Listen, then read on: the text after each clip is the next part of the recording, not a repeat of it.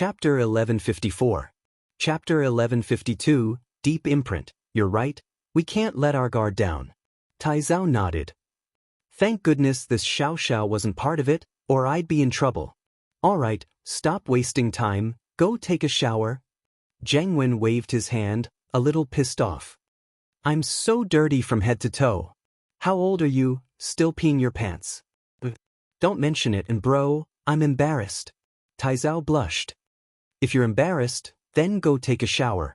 What are you waiting for? Jiang Wen said as he walked towards the beach. It's not waiting for anything, and bro, it's too dark, I don't dare go. Tai Zhao said, a little hesitant. You don't dare to go even if I go with you? What are you afraid of? Jiang Wen raged. I'm afraid of ghosts, I'm still scared of that scene just now. Tai Zhao said weakly. What ghosts? Didn't I tell you already? There were no ghosts? Where were the ghosts? That was Meng Yao, Yu Shu and Tang Yun. Are you stupid? Jiang Wen said. It's fine if you don't want to take a shower, but don't sleep in the tent tonight. Stay outside. I'll take a shower. Tai Zhao thought about it. Wouldn't it be scarier to stay outside the tent at night? He might as well go take a shower right now. The night passed without a word. The next morning, Lin Yi opened his eyes. He'd been training in his dreams every day, but Lin Yi could control the time difference very well now. Lin Yi was still connected to the outside world in his dreams. Many people couldn't control what happened in their dreams, but Lin Yi could. In his dreams, in the jade space, Lin Yi was pretty much the same as in reality. Xiao Xiao, wake up. We're going to watch the sunrise, Lin Yi said softly as he patted the sleeping Xiao Xiao in his arms. Last night, Lin Yi and Xiao Xiao slept separately. Perhaps it was because she was being reserved, but Xiao Xiao didn't do anything bold when she came back. She might have been bold when she talked to Yu Shu last night, but she was a little shy when she came back.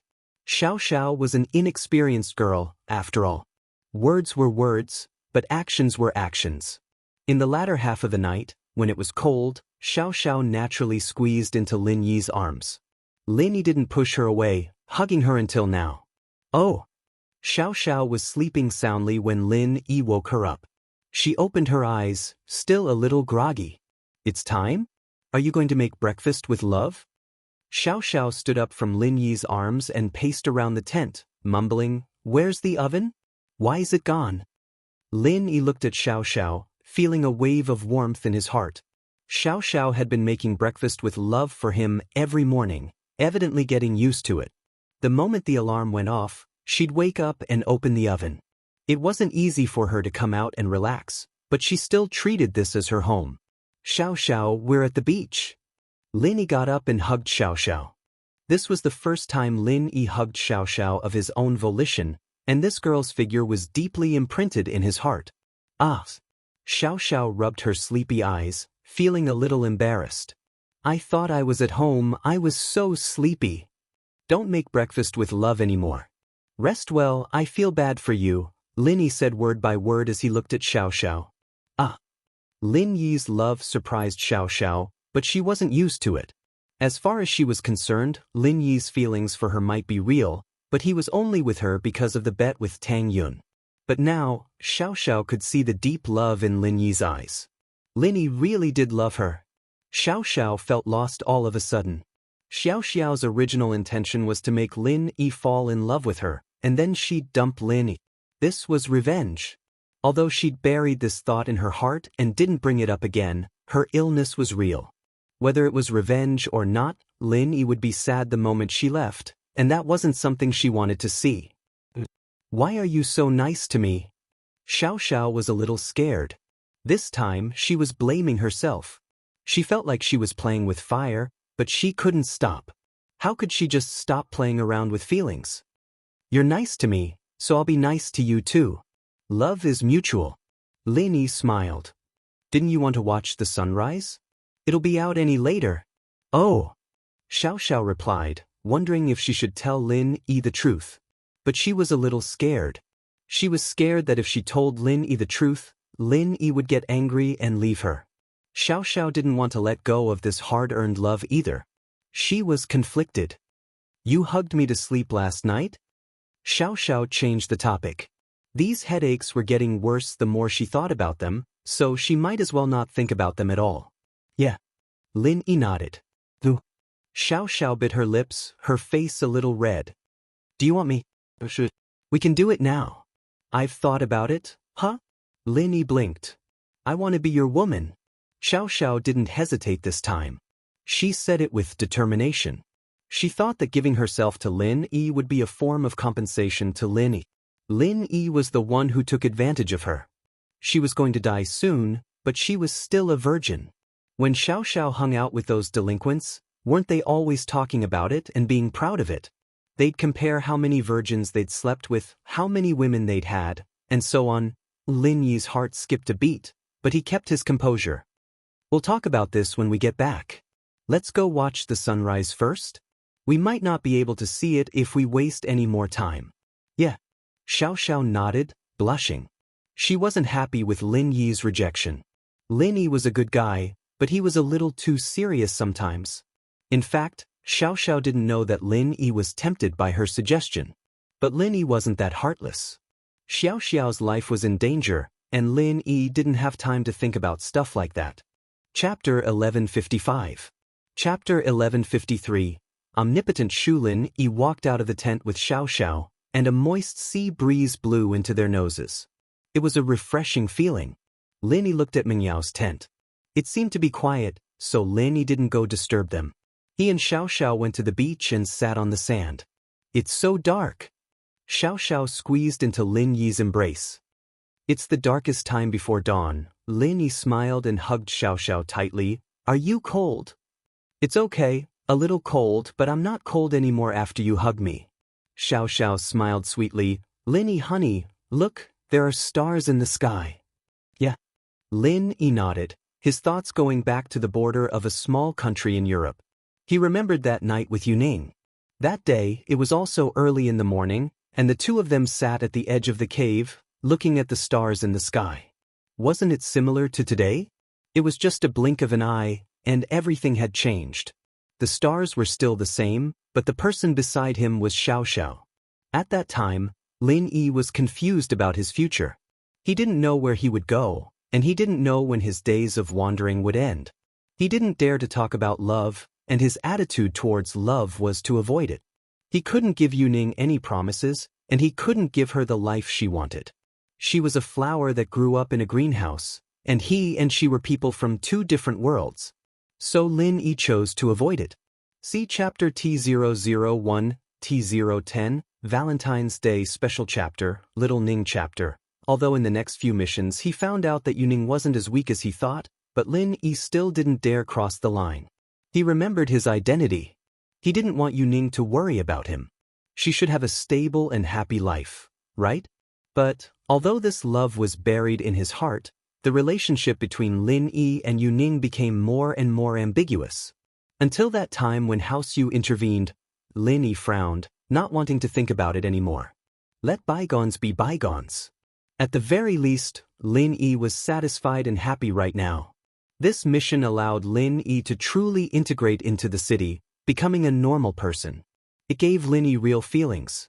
The reason why Lin Yi was able to open his heart was because of his old man's words. He promised that this would be the last mission of his life, he'd be able to retire after finishing it and settle down in Songshan. This allowed Lin Yi to open his heart and accept Tang Yun and Xiao Xiao without any worries. What? So romantic? Lin Yi's thoughts were pulled back to reality by a scream behind him. Lin Yi didn't need to look to know that it was Shu. Only she had this kind of personality. You're all awake? Lin Yi turned around. As expected, the Miss, Shu, and Tang Yun were all here. Why are you two so romantic? Cuddling with each other in the middle of the night? I'm jealous. Yushu giggled as she looked at Xiao Xiao. Why don't we switch? Change what? Xiao Xiao blushed a little. Don't Lin Yi's honey have a seat? You go to the left. Hee, then I won't hold back. Shield bro, you can have a girl on your left and right. Yushu smiled, wanting to sit down. But Meng Yao pulled her back. Stop messing around, let's make breakfast to welcome the sunrise. Oh, okay. Yushu remembered that she had a mission this morning. She had to cook a poached egg for Xiao Xiao, and so she went to the car with Meng Yao and Tang Yun. I feel so happy. Xiao Xiao rested her head on Lin Yi's shoulder, enjoying this moment of peace. If you like it, we can come to the beach to watch the sunrise more often. Every year, Lin said. Okay. Xiao Xiao felt a lump in her throat, a little sad. Every year. Perhaps this was the last time she'd be able to watch the sunrise at the beach. Lin Yi could more or less guess what Xiao Xiao was thinking. He was even more determined to find a way to cure Xiao Xiao. The stars in the sky slowly dimmed, and the white of dawn appeared above the sea. It's getting bright. Lin Yi said. It's a new day. Yeah, I've lived another day. Xiao Xiao sighed. At this time, the Miss, Shu, and Tang Yun had already prepared the cooking tools. Shield bro, everything's ready. Let's start. Yushu ran over. They could do the preparation work, but the rest was up to Lin. Xiao Xiao, wait for me, I'll go make breakfast. Lin Yi said. Can you not go? I don't want you to leave. Xiao Xiao said, a little reliant. Don't worry, I'll make breakfast before sunrise for sure. Lin Yi said with a smile. Okay, I'll wait for you. Xiao Xiao nodded. Lin Yi stood up and walked to the campfire with Yushu, lighting it up quickly. He looked at the eggs on the ground, troubled. They'd barbecued yesterday, and they only needed to put the food on the grill. How were they supposed to cook this poached egg without a pan or a plate? If only I had a pan. Lin Yi smiled bitterly. They do. Yushu said as she handed him a frying pan. You brought a pan? Lin Yi paused. Do you have a spatula? I do. It's not a problem for all-purpose Shu. Yushu gave a spatula to Lin Yi. All-purpose Shu, she really is all-purpose? Lin Yi smiled bitterly. He didn't know if he should praise Yushu or scold her. Lin Yi felt that the car was very heavy when he was driving, and if Yushu had even brought a pan and a spatula, then there had to be more things in the trunk. But Lin Yi didn't have time to think about this. The most important thing now was to fry the eggs. Lin Yi quickly fried a few poached eggs and gave some to Tang Yun, the Miss, and Shu, leaving 2 for Xiao Xiao. Here, eat. Xiao Xiao froze when she smelled the aroma of the poached eggs. How did you know I wanted to eat poached eggs while watching the sunrise? Xiao Xiao asked, surprised. I don't know, I just did it randomly. Lin Yi, naturally, couldn't admit that he'd looked at Xiao Xiao's phone. Isn't this usually what you eat for breakfast? Chapter 1156. Chapter 1154, Jiang Wen's tragic past. But why do you want to eat a poached egg while watching the sunrise? Lin Yi didn't understand why Xiao Xiao would want to do that. Because when the sun rises, it's like a big fried egg. I can imagine myself eating it in one bite. Xiao Xiao said. I see. Lin Yi sweated. This Xiao Xiao was quite a creative thinker, connecting all these things together. It was quite special. At that moment, a red glow appeared between the sky and the sea, shining brightly. The sun was about to rise. Whoa! Yushu cheered as well. Evidently, they were watching the sunrise as well. It's coming! Xiao Xiao pointed at the sky excitedly as well. As expected, a fiery red sun slowly rose from the sea, jumping into the air bit by bit. The sea was shining with a golden red light, very beautiful. Xiao Xiao ate her egg as she watched the sunrise happily in Lin Yi's arms. It was a beautiful morning. The sun was rising, and the sea was no longer cold. The temperature of the sea was rising. The 5 of them finished their breakfast. Their original plan was to change into swimsuits and swim in the sea, but the sea water was still a little cold, so the 5 of them sat on the beach and waited for the sun to completely heat up the water before going to swim in the sea. Jiang Wen and Taizao only woke up when the sun was completely out. They walked out of the tent and saw the 5 sitting on the beach. Jiang Wen didn't hesitate at all as he walked over. Yao Yao sis, you're up early. You guys must be hungry, right? I have some nutritious breakfast here, it's almost hot. I'll get Taizao to bring some over. Let's eat together. No need, we're done already. Meng Yao said faintly. You guys eat. Ah? Done? Jiang Wen blinked, but looked at the cooking utensils not too far away. They seemed to have been used today. He shrugged helplessly. If that's the case, then we'll just have a simple bite. The weather's nice today, why don't we go play in the water? Yao Yao, Shu, do you guys remember when we used to come to the beach together when we were kids? Of course I remember. Yushu spoke up before Meng Yao could. Did you get bitten by a crab? Why are you crying?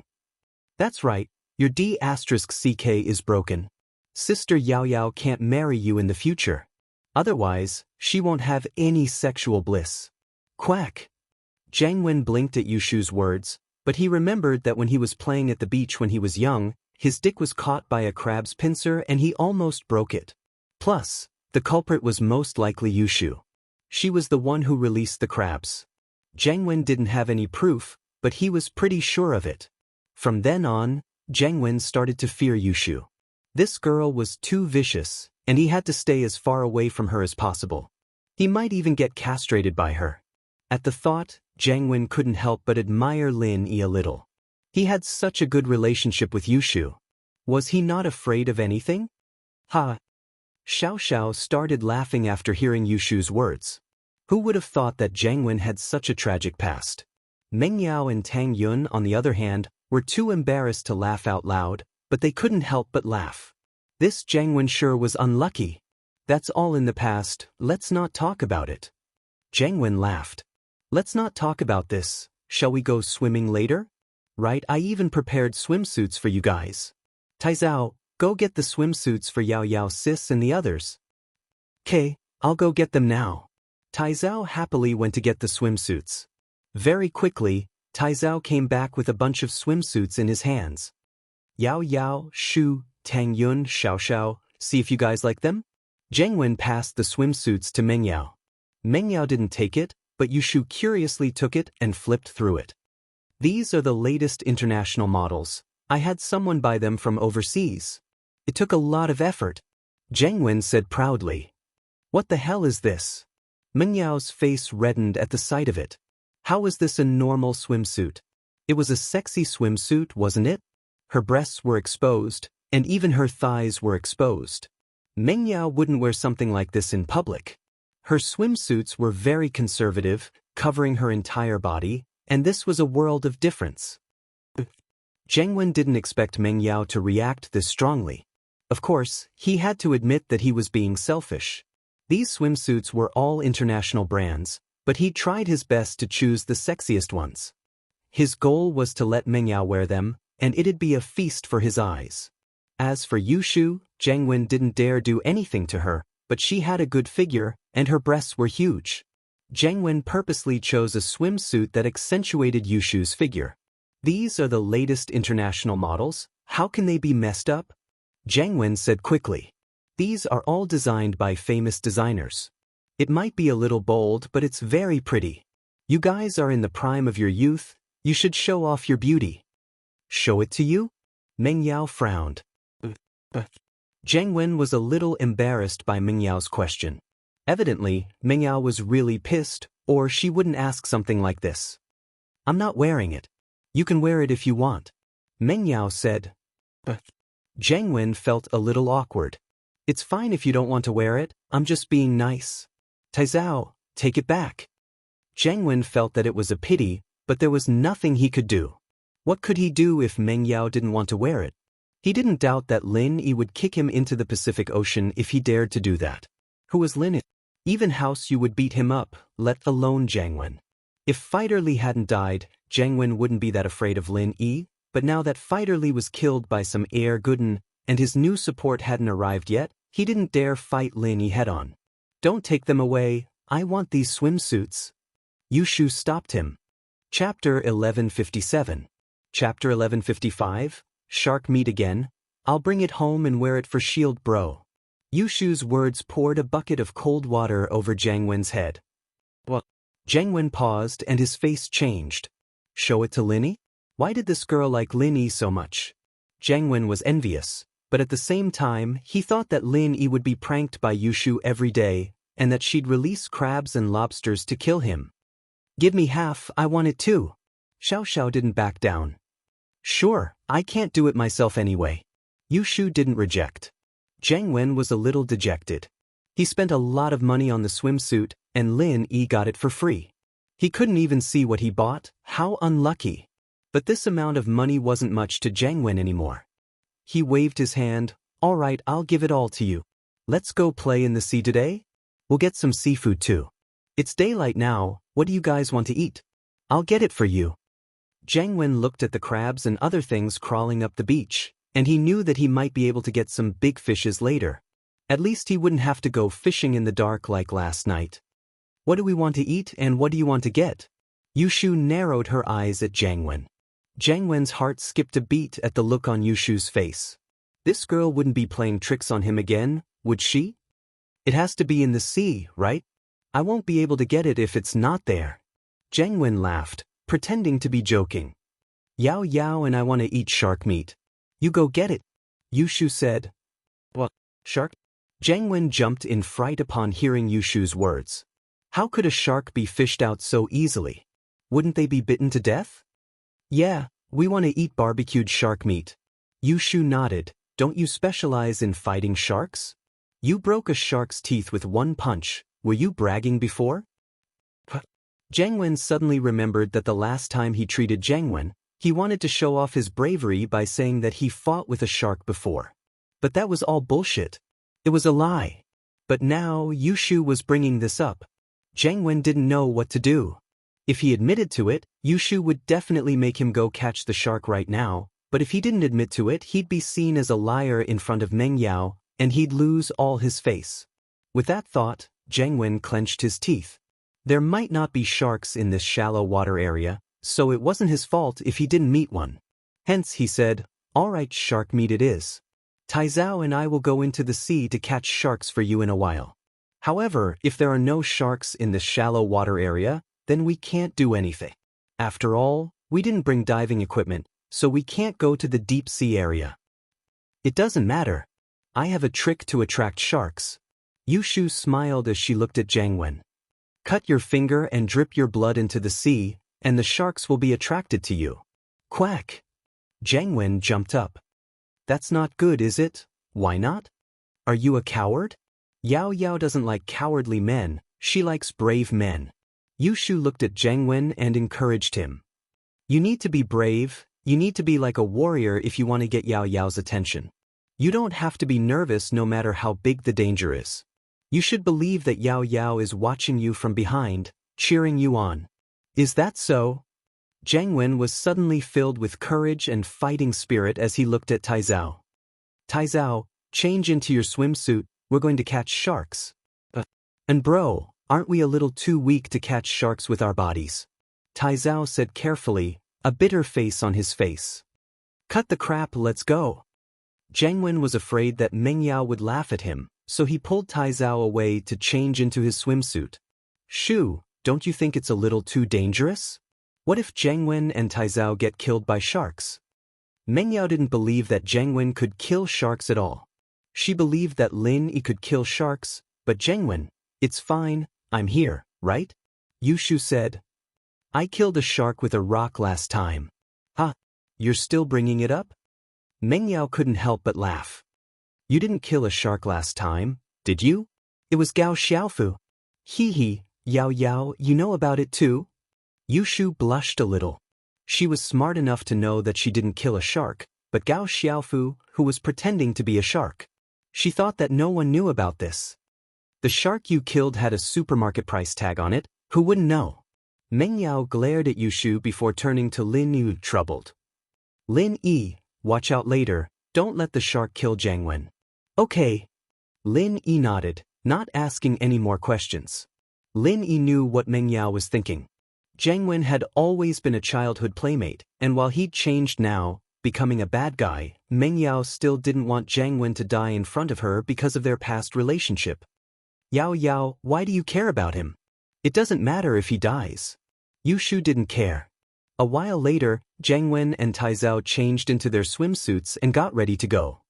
Yao Yao, Shu, aren't you guys coming to play? Jiang Wen asked. Yao Yao, are we going? Yushu turned to Meng Yao. Meng Yao nodded and turned to Tang Yun and Xiao Xiao. Let's go together? Sure. Tang Yun nodded. This was her first time going to the beach, and everything was so new. Songshan was a city close to the mountains, and there weren't many rivers around. It took a long drive to get to the beach, and the only place close to the sea was the bungee jumping area in the amusement park, but it was a steep cliff, and below the cliff was the sea. It wasn't a good place to play. Tang Yun's family wasn't doing well, and her father was sick in bed, so she didn't have time to go to the beach. Meng Yao and Yu Shu bought a lot of swimsuits in the supermarket, but they were all conservative types. They brought some for Tang Yun and Xiao Xiao. Chapter 1158. Lin Yi's loss of composure. I don't think that's a good idea. You guys pick first. Tang Yun was a little embarrassed. Meng Yao and Yu Shu were the ones who bought the swimsuits. It was only right for them to pick first. These swimsuits are all the styles that Shu and I like. We won't buy the ones we don't like, so you guys pick the ones you like. Shu and I like the rest too, Meng Yao explained with a smile. Then we'll do as you say. Tang Yun didn't refuse and took a set they liked. However, it was a little awkward when they changed their swimsuits. Although they had already seen each other naked when they changed their pajamas last night, it was dark at that time and they couldn't see anything. They could only vaguely see a white patch, so it wasn't too awkward. But even without turning on the lights, the sun could still shine through the tent, filling the tent with light. It was just a little dark. The miss was a little shy, and so was Tang Yun. But Yu Shu didn't care. She took off her clothes quickly and got ready to put on her swimsuit. Wow, Shu, your breasts are so big, Xiao Xiao said as she stared at Yu Shu's breasts. She quickly ran over and grabbed them. Let me touch them. Yu Shu cried out as well, quickly dodging Xiao Xiao's attack. Stingy, you're playing threesomes, I won't even let you touch them. I'm not playing with you anymore. Xiao Xiao humphed. I'll let you touch them when we're playing, not now. Yu Shu quickly put on her swimsuit. Only Shield Bro can touch them now. With Xiao Xiao and Yu Shu's interference, the atmosphere in the tent wasn't as awkward anymore. Meng Yao and Tang Yun took off their clothes and got ready to change into their swimsuits. Xiao Xiao, on the other hand, was a little shy at the end. At least Meng Yao, Yu Shu, and Tang Yun had changed their pajamas together yesterday, and they'd slept on the same mattress, so they were quite familiar with each other. Only Xiao Xiao was doing it for the first time, so she was a little embarrassed. Xiao Xiao, why are you so slow? Is it because your breasts are too small that you feel inferior in front of me? Yu Shu giggled. Who said that? You're so big, I'm just right. Xiao Xiao quickly took off her clothes and changed into her swimsuit. It seems to be a little bigger than Yao Yao sis? Yao Yao sis, it looks like you have to work hard. Yu Shu said to herself. Shu, you're too much. Meng Yao's face was red from Yu Shu's actions, and she went to tear her lips. I'm going swimming, Yu Shu said as she ran out of the tent. Meng Yao didn't know whether to laugh or cry. Lin Yi also went back to change into his swimming trunks. When he walked out of the tent, he saw Shu running out. Xiao Shu's chest was no longer restrained. Coupled with the fact that she was jogging, Lin Yi's breathing quickened.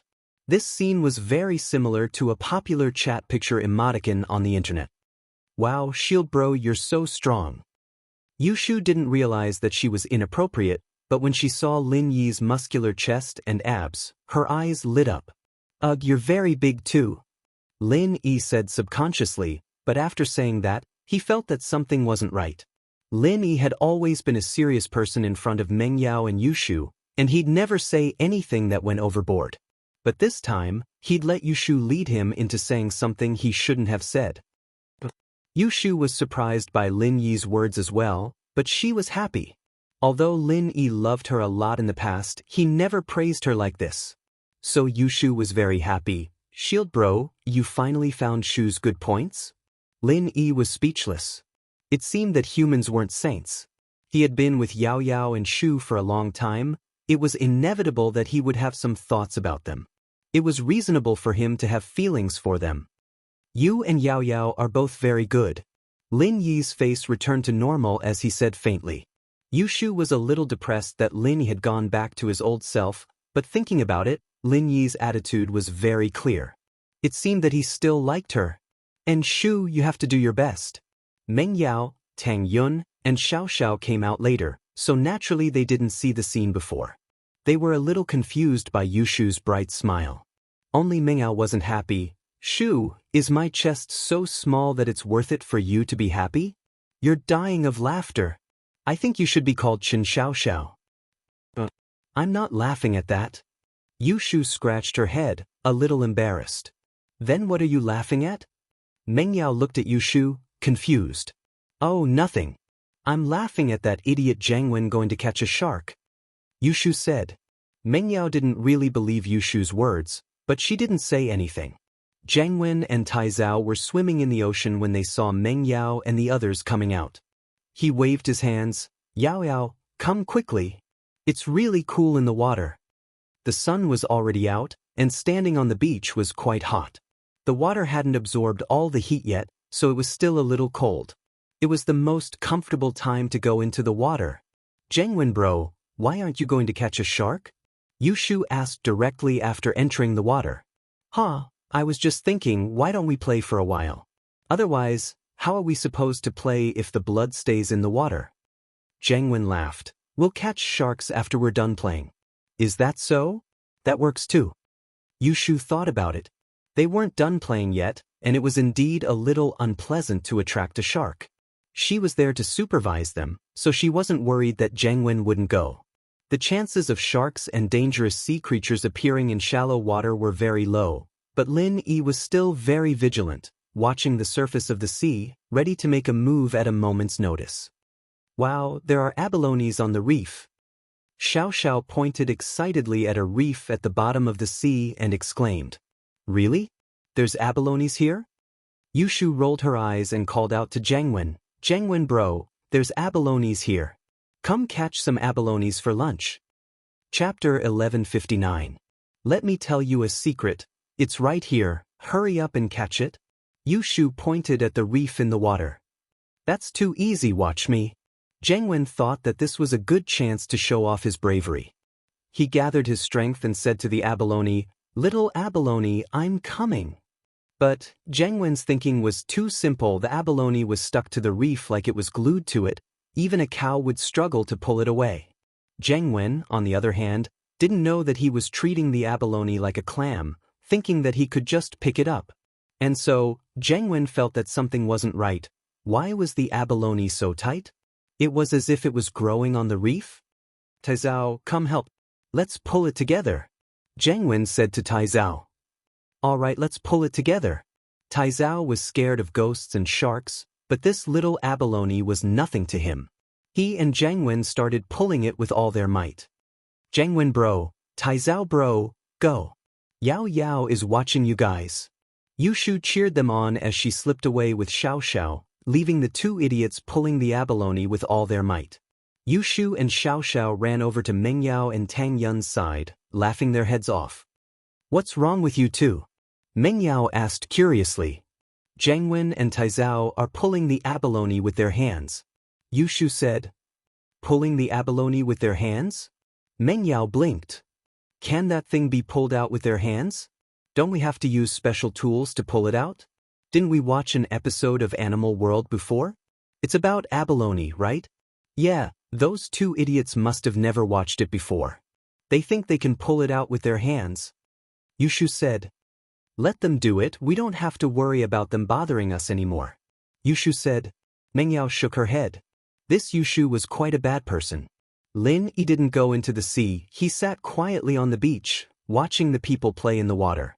He had to take care of their safety. Husband Lin Yi, can you come down to the sea to play this time? You lied to me that you didn't know how to swim, but Shu said you saved him. Xiao Xiao looked at Lin Yi a little bitterly. She'd wanted Lin Yi to come play with her when Pin Liang organized the trip to the beach, but Lin Yi refused, saying that he didn't know how to swim. But as she got closer to Yushu, Xiao Xiao learned more about Lin. I'm not going. You guys have fun first. Lin Yi shook his head. But Xiao Xiao, naturally, wouldn't let Lin Yi go so easily. With Xiao Xiao in the lead, the group started splashing water on Lin. Yushu quickly joined in as well, and Tang Yun hesitated a little before joining in. The miss was in a difficult position. With her personality, she would never mess around with Yushu. But now that Tang Yun had joined the battle, if the miss didn't join in, it would seem that she was not a part of the group. And so, the miss started splashing water on Lin Yi as well. Lin Yi didn't mind, smiling. It's a little hot sitting on the beach, it'll cool me down a little. I'll just take it as a shower. Sisters, how about we push Shield Bro into the sea? Yushu wasn't too happy about it. Sure. Xiao Xiao was the first to agree. Tang Yun, on the other hand, didn't hold back. It was her first time out, and she had to enjoy herself. She answered Yushu's call, running up to the shore and dragging Lin Yi into the water. Lin Yi wasn't expecting Tang Yun to get along with Yushu as well. He was a little surprised, but he gave her some face and went into the sea. On the other side, Zhang Wen and Tai Zhao were struggling with the abalone. Zhang Wen wanted to cry as he looked at the laughter. Why is this abalone so hard? Is it growing on the reef? Who knows, and bro? I've already used all my strength, but the abalone doesn't move at all. Tai Zhao smiled bitterly. Maybe there's something wrong with this abalone? That Yushu girl is always messing with people. Maybe we should change to another abalone? Zhang Wen thought about it and agreed. Yushu was always messing with people, and there might be something wrong with this abalone. He and Tai Zhao went to pull out the other abalones, only to realize that it was the same as before. It was stuck to the rocks, not moving at all. Could it be that there's something wrong with all the abalones? Zhang Wen frowned. That can't be, right? These are all wild abalones. They don't look like they've been tampered with. Tai Zhao was confused as well. Forget it, don't pull them out. Yushu wants to eat abalone, right? We'll call Gang Lu when we get ashore and get him to buy a few kilos of abalones. She said it herself yesterday, we don't have to go to the sea to eat seafood. Zhang Wen said. That's true. Tai Zhao and Zhang Wen went ashore together, giving up on the idea of pulling abalones. He went back to the tent and called Gang Lu, asking him to buy a few kilos of abalones and some shark meat. Shoo, Zhang Wen seems to have given up on pulling abalones. Xiao Xiao said as she looked at the shore. How about we mess with him again? Yushu blinked as an idea formed in her mind. Sure. Xiao Xiao didn't even need to think about it before agreeing. You just have to do this. Yushu and Xiao Xiao started plotting. It didn't take long for the two to get ashore and walk towards Zhang Wen.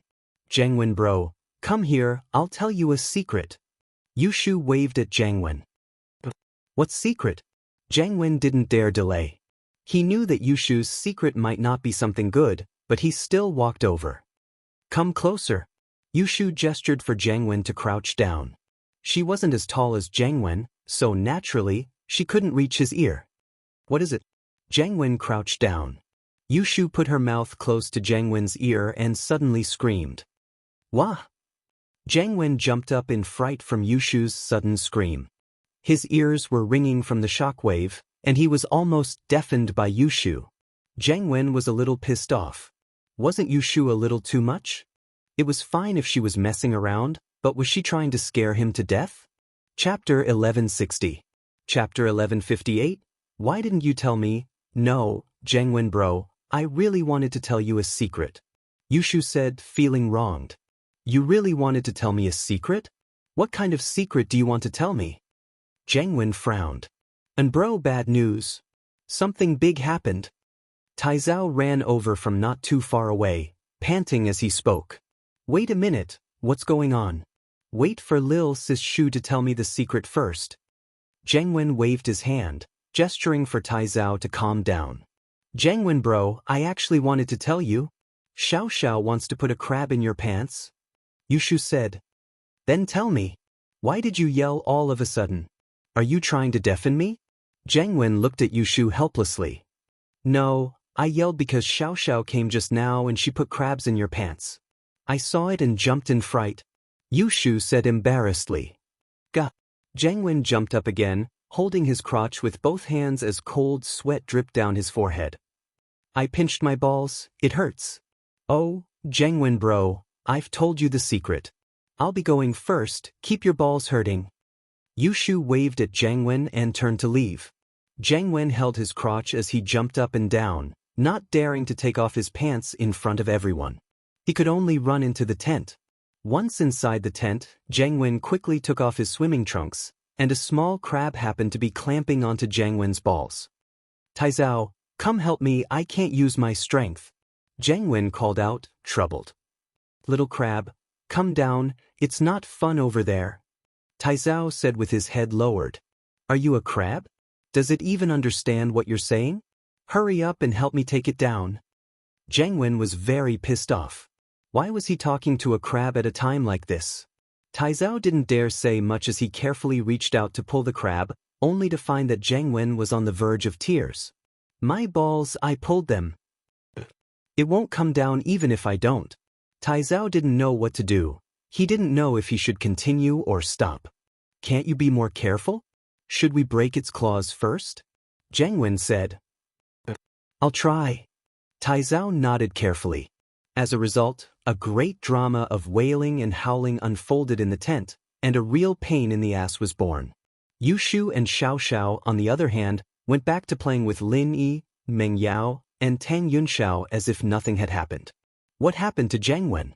I think he's injured? Meng Yao didn't know what was wrong with Jiang Wen. Jiang Wen's cries were so shrill that even Meng Yao could hear them from afar. His balls are hurting. Yushu said. Balls? Balls? Meng Yao's face reddened. Balls were a common phrase in the internet, but it was mostly used by men. Girls didn't have balls, after all, and it wasn't elegant to say that out loud. Meng Yao, especially, didn't know how to say that. Naturally, she felt a little embarrassed hearing Yushu say that. But Meng Yao was a little puzzled. Why was Jiang Wen having balls all of a sudden? His balls got clamped by a crab. Xiao Xiao explained. Huh. Meng Yao paused. She didn't know what it felt like to have his balls clamped by a crab, but it probably wasn't a good feeling. Why is he so unlucky? Why is he getting that? I put the crab there. Xiao Xiao said. Meng Yao's head ached, so it was Xiao Xiao's doing? Looking at Yushu's face, it was probably the two's teamwork. Jiang Wen sure was unlucky, running into these two devils. Nothing bad will happen to him, right? Meng Yao asked worriedly. Nope, it's just a small crab. It'll get hurt at most, but it won't die. Yushu said.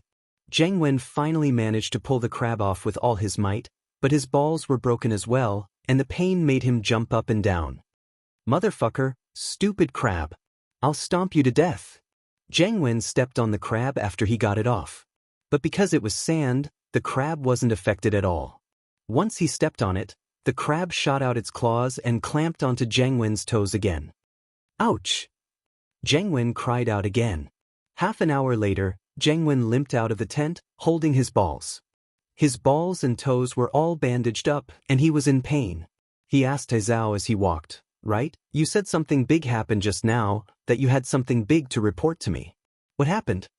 Jiang Wen remembered that Taizao wanted to talk to him about something, but Yushu had scared him out of his mind, so he didn't pay much attention to it. It's like this, and bro. I wanted to tell you that Xiao Xiao threw a crab in your pants, but there's no need now. Taizao said bitterly. What? Jiang Wen almost jumped up from the ground. You're saying Xiao Xiao threw the crab? You saw it? Why didn't you tell me earlier? Jiang Wen remembered that the crab hadn't even bitten the eggs when Taizao was yelling. Did that mean that this wouldn't have happened if he'd found out in time? Jiang Wen's face turned very ugly at the thought. But I wanted to tell you earlier, but you told me to wait until Lil Sis Shu told you the secret? Taizao said weakly. Well, Jiang Wen paused, but thinking about it, that was indeed the case. He was the one who asked Taizao to wait for a bit. Jiang Wen could only blame it on his bad luck. Who could he blame for this? Jiang Wen looked at Yushu and Xiao Xiao with a hint of hatred in his eyes, but they were Meng Yao's friends, and he couldn't do anything about it. If he did, they'd just say it was a joke. What could he do? And so, Jiang Wen gritted his teeth and endured the pain, pretending to be fine as he walked towards the beach. Chapter 1161. Chapter 1159. You're a brave man, Jiang Wen bro, how are you? Where's that crab? Yushu's first sentence hit Jiang Wen's sore spot. Jiang Wen's face froze, but he didn't want Meng Yao to look down on him. He pretended to be calm and said nonchalantly, It's just a little crab, what can it do to me? Meng Yao didn't know what to say, but Jiang Wen didn't want Meng Yao to underestimate him. Wow, Jiang Wen bro, you're so strong? Your balls are fine?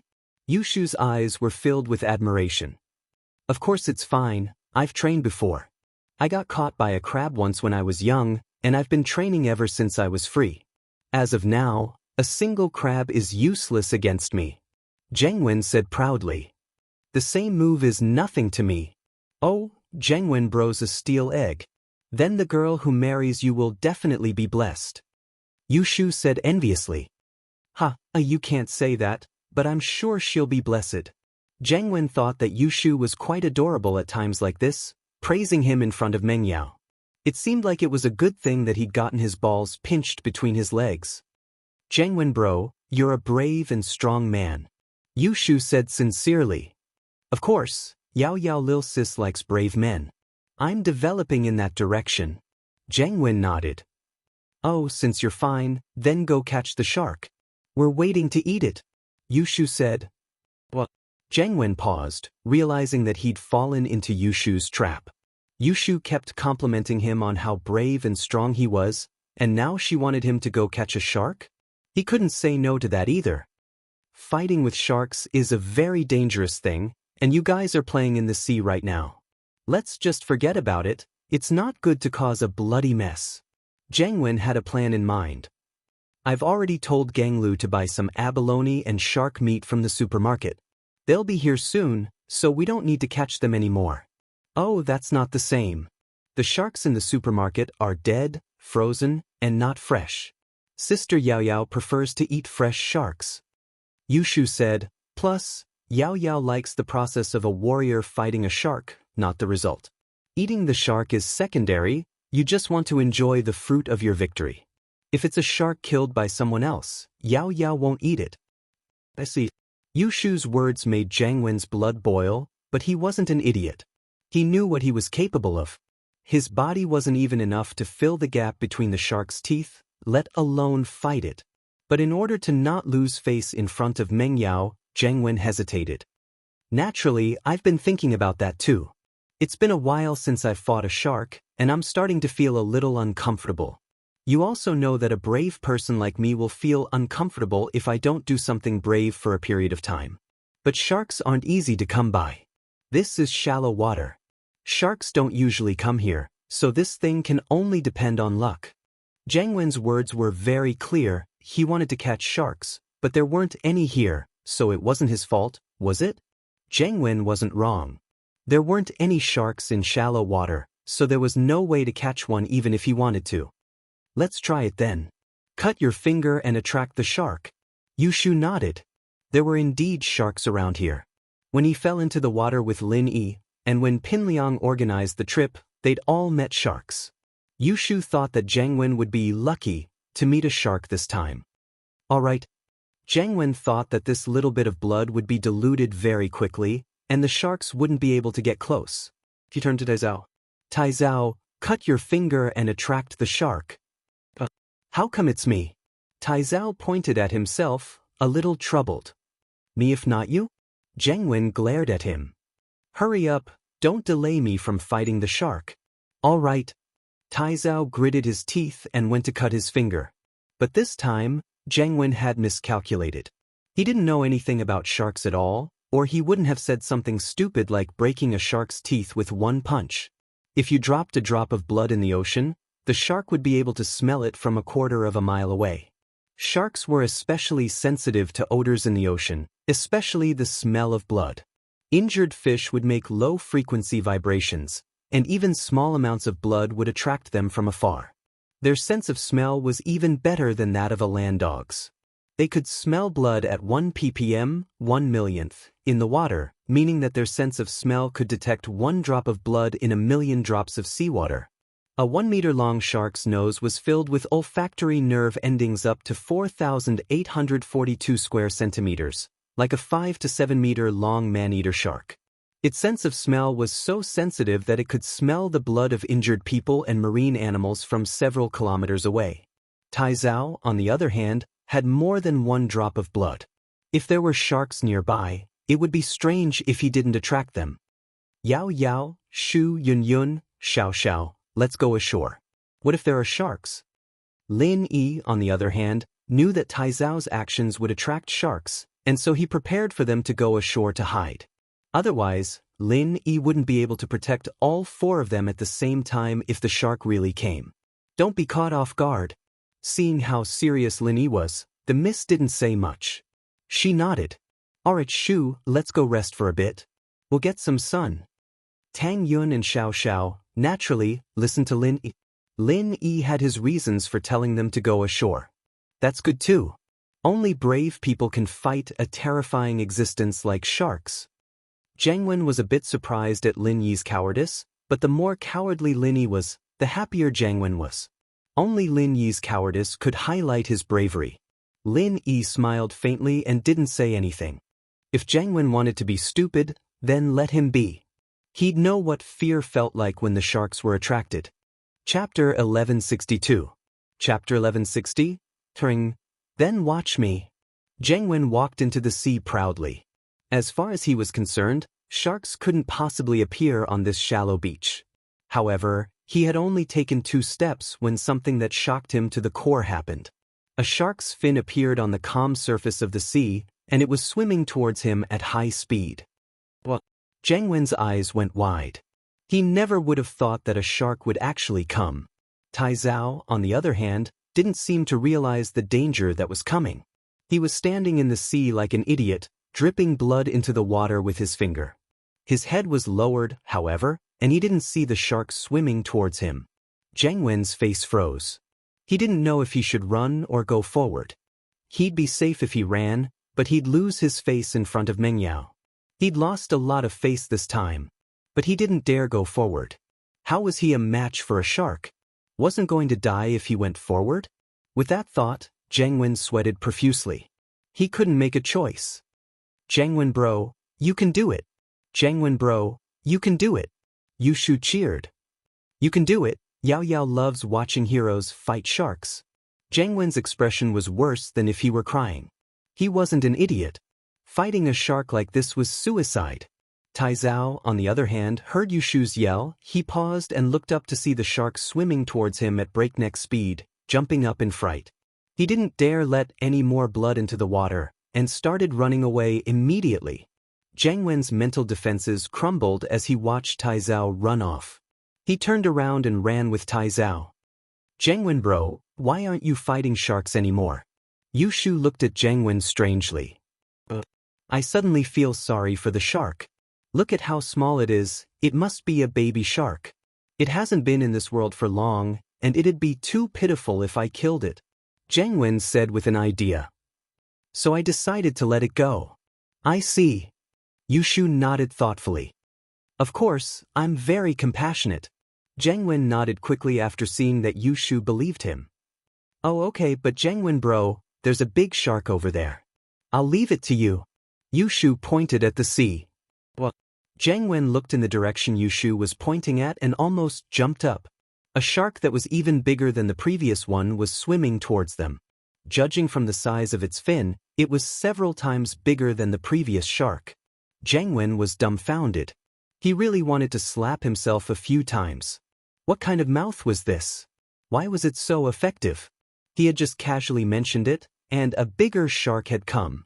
He really didn't know what to do. Zhang Wen, what's wrong? Is this shark also a baby shark? Could it be a little shark with obesity? Yu Shu giggled. You're young, aren't you? Of course not. Zhang Wen wanted to say what Yu Shu said, but since Yu Shu had already said it, it wouldn't be good if he repeated it. He laughed dryly. I think this shark must be related to the baby shark. They're a family. This is a mother shark, and she's afraid that I'll kill the baby shark, so the old one came to protect it. If I kill the old one, then the baby shark won't have a mother anymore. It's so pitiful, so I've decided to let them go. Yao Yao sis, don't blame me. It's not that I don't want to give you shark meat, it's just that I'm too compassionate. Zhang Wen's words were full of loopholes, and even Meng Yao couldn't help but laugh. But Meng Yao was different from Yu Shu. She wouldn't expose Zhang Wen, only looking down on him in her heart. How could someone like this be called brave? Finally, after the 2 sharks circled the nearby waters, they did not find their target, and swam away after finding nothing. Only then did Zhang Wen let out a breath of relief, his face a little awkward. He didn't know if Meng Yao believed him or not, but he couldn't tell from Meng Yao's expression at all. Meng Yao was still as calm and expressionless as ever.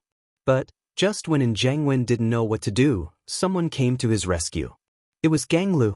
At this moment, Gang Lu was driving a Toyota off-road vehicle to the beach.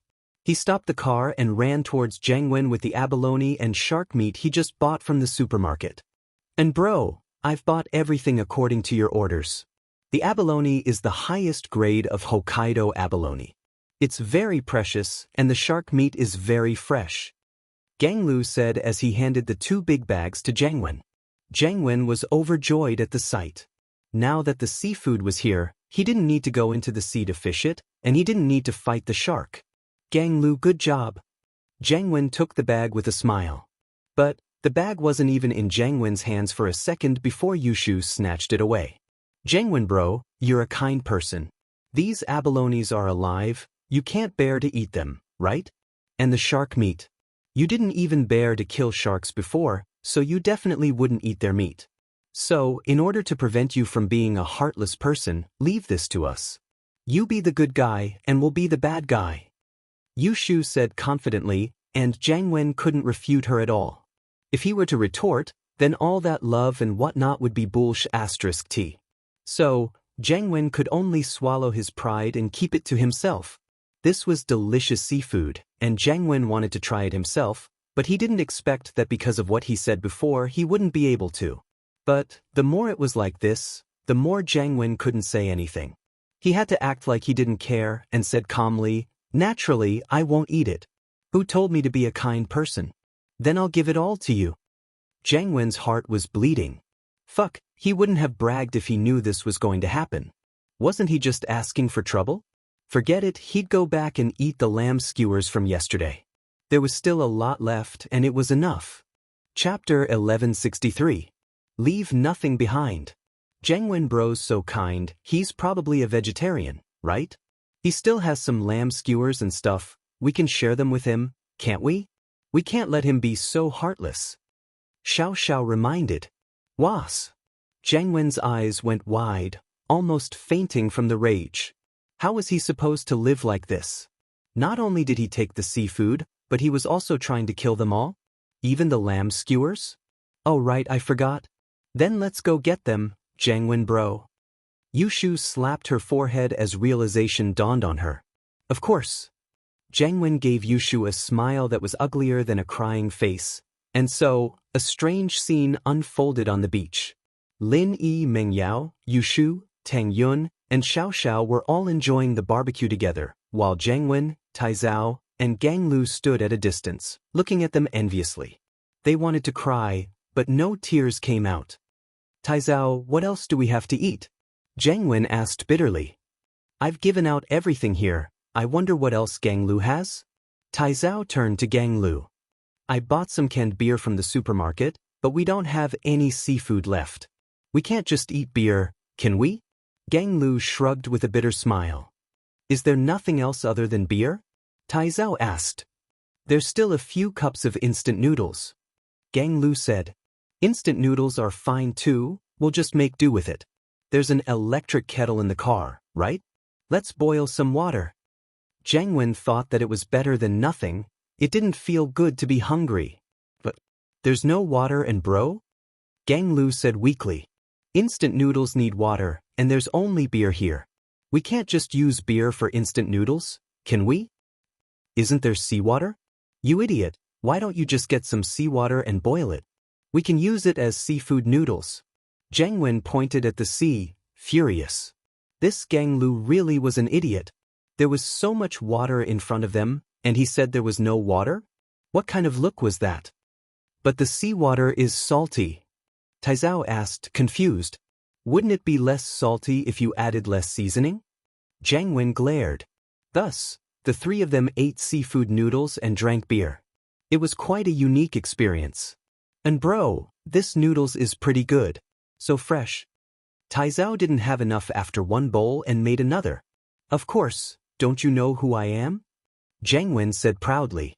Lin Yi and the others, on the other hand, were eating happily, especially Yushu and Xiao Xiao.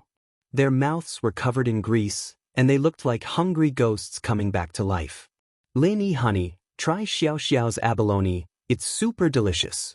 Xiao Xiao picked up an extremely large abalone, dipped it in seasoning, and put it next to Lin Yi's mouth. Okay. Lin Yi opened his mouth, his imagination running wild. Smiling abalone?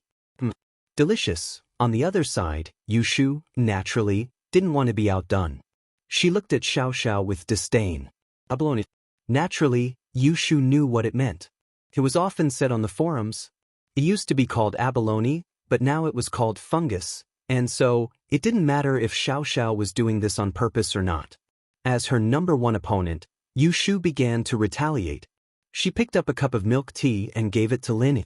Shield bro, you're thirsty, right? Drink some of Shu's milk, huh? Lin Yi almost couldn't hold it in. These two were doing this on purpose, weren't they? Yes, it did seem like it. Lin Yi took the milk tea from Yushu's hands and took a sip. Zheng Wen's eyes went red as he watched Lin Yi's side eat so happily. That's our stuff, and Lin Yi took it. What a bully! Tai Zhao threw away the bowl in his hand. And bro, are we going to get revenge? Gang Lu asked carefully. Revenge? What revenge? Lin Yi's a mystic, and I'm not an idiot. The three of us aren't even enough to warm up for him. Zheng Wen knew his situation very well. This Lin Yi was a wolf in sheep's clothing. He'd been tricked a couple of times already, even losing his kidney. Of course we can't fight him head-on. Why don't we play some tricks? As Tai Zhao's number one strategist, Gang Lu was quite good at scheming. Tricks? You think you can win against Yushu and Xiao Xiao? Zheng Wen rolled his eyes. My balls are hurting right now. Gang Lu went silent. Going head-on didn't work, and playing dirty didn't work either. What else could he do? Gang Lu was right. Zheng Wen really didn't have any tricks up his sleeve right now. Before a new master arrived, Zheng Wen really didn't have anything he could rely on. Zheng Wen didn't want to get into a conflict with Lin Yi, but he wanted to use soft tactics to get on Ming Yao's good side. At noon, there were more and more tourists at the beach. This place wasn't a safe swimming area, but the environment was good. Many people who came to the beach for barbecue would choose this place.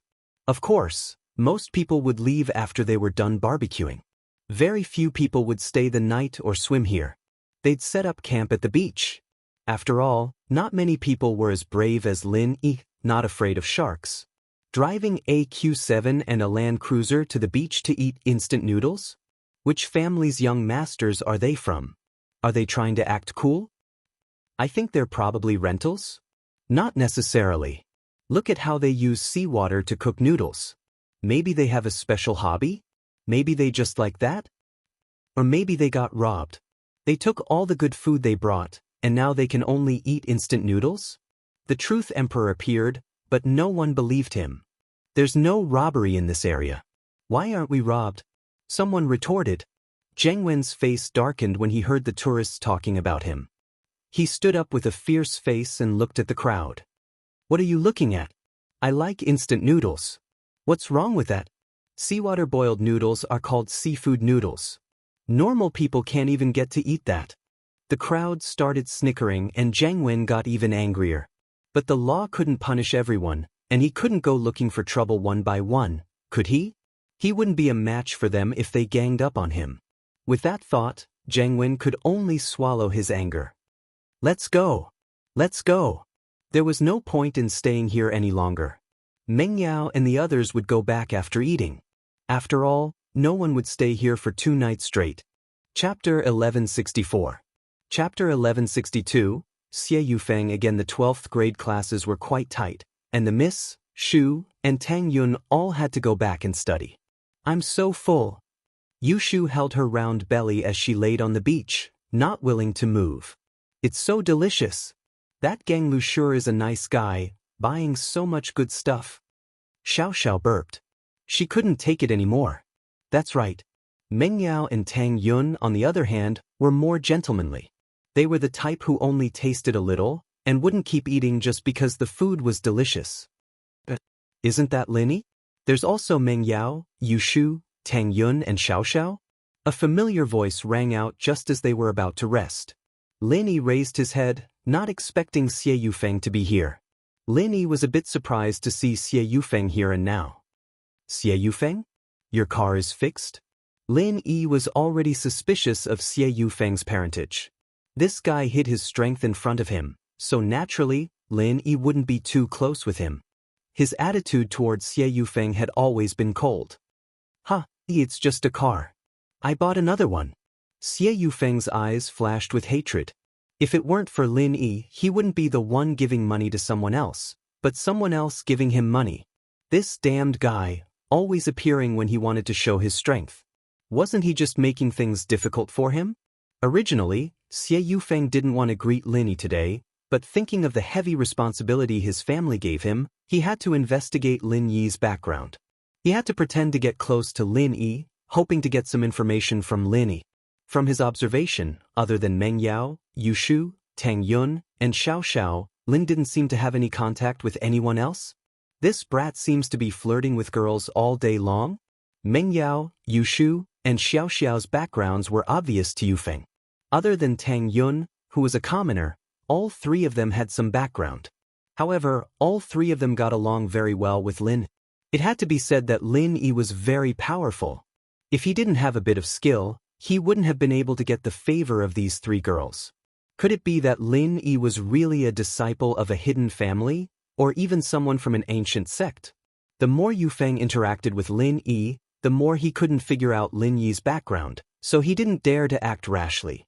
He was a prideful person, thinking that he could kill Lin Yi with one move, but after all these setbacks, he had calmed down. He was waiting for the Xiao family to make the first move.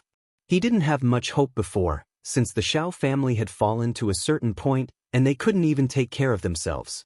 How would they have the time to cause trouble for Lin Yi? But now, the Xiao family had the support of the Hidden House Pai, and the people Lin Yi injured were from the Hidden House Pai, so Yufeng didn't want to be the one to take the lead. Letting the Xiao family take the lead and kill Lin Yi would be the best. Even if they didn't kill Lin Yi, they would be able to find out more about Lin Yi's background. Yufeng, wasn't an idiot. He had a more important mission right now, and that was to hit on Lingshan. This was the genius girl of House Song, and she was very pretty. He heard that House Song's arts were very suitable for dual practicing, and once he got her in his bed, wouldn't his kung fu improve by leaps and bounds? He heard that the old man of House Song was a useless martial artist, yet he was forcefully pushed to the late phase of Golden Class. He was a genius, so wouldn't he be able to go straight to Earth Class? With that thought, Yufeng abandoned all his previous plans and gave up on the girl beside Lin Yi. This wasn't a joke. Lingshan was working in Songshan, and if she knew that he was hitting on girls in school, her impression of him would plummet. It wasn't uncommon for noble houses to have multiple wives and concubines, but there were some things that didn't matter. Plus, Xie Yufeng hadn't even gotten married yet, and he was already thinking about getting a concubine? That was a huge taboo. And so, Yufeng calmed down and didn't target Lin Yi. He was just a little puzzled. Why wasn't the Xiao family making a move yet? What were they waiting for? Oh, do you have anything else? If not, we'll be leaving. Lin Yi looked at Yufeng. He didn't want to talk to him anymore. Alright, you guys have fun, I'll be leaving. Yufeng nodded and turned around, his face a little dark. Yufeng came here today to check things out.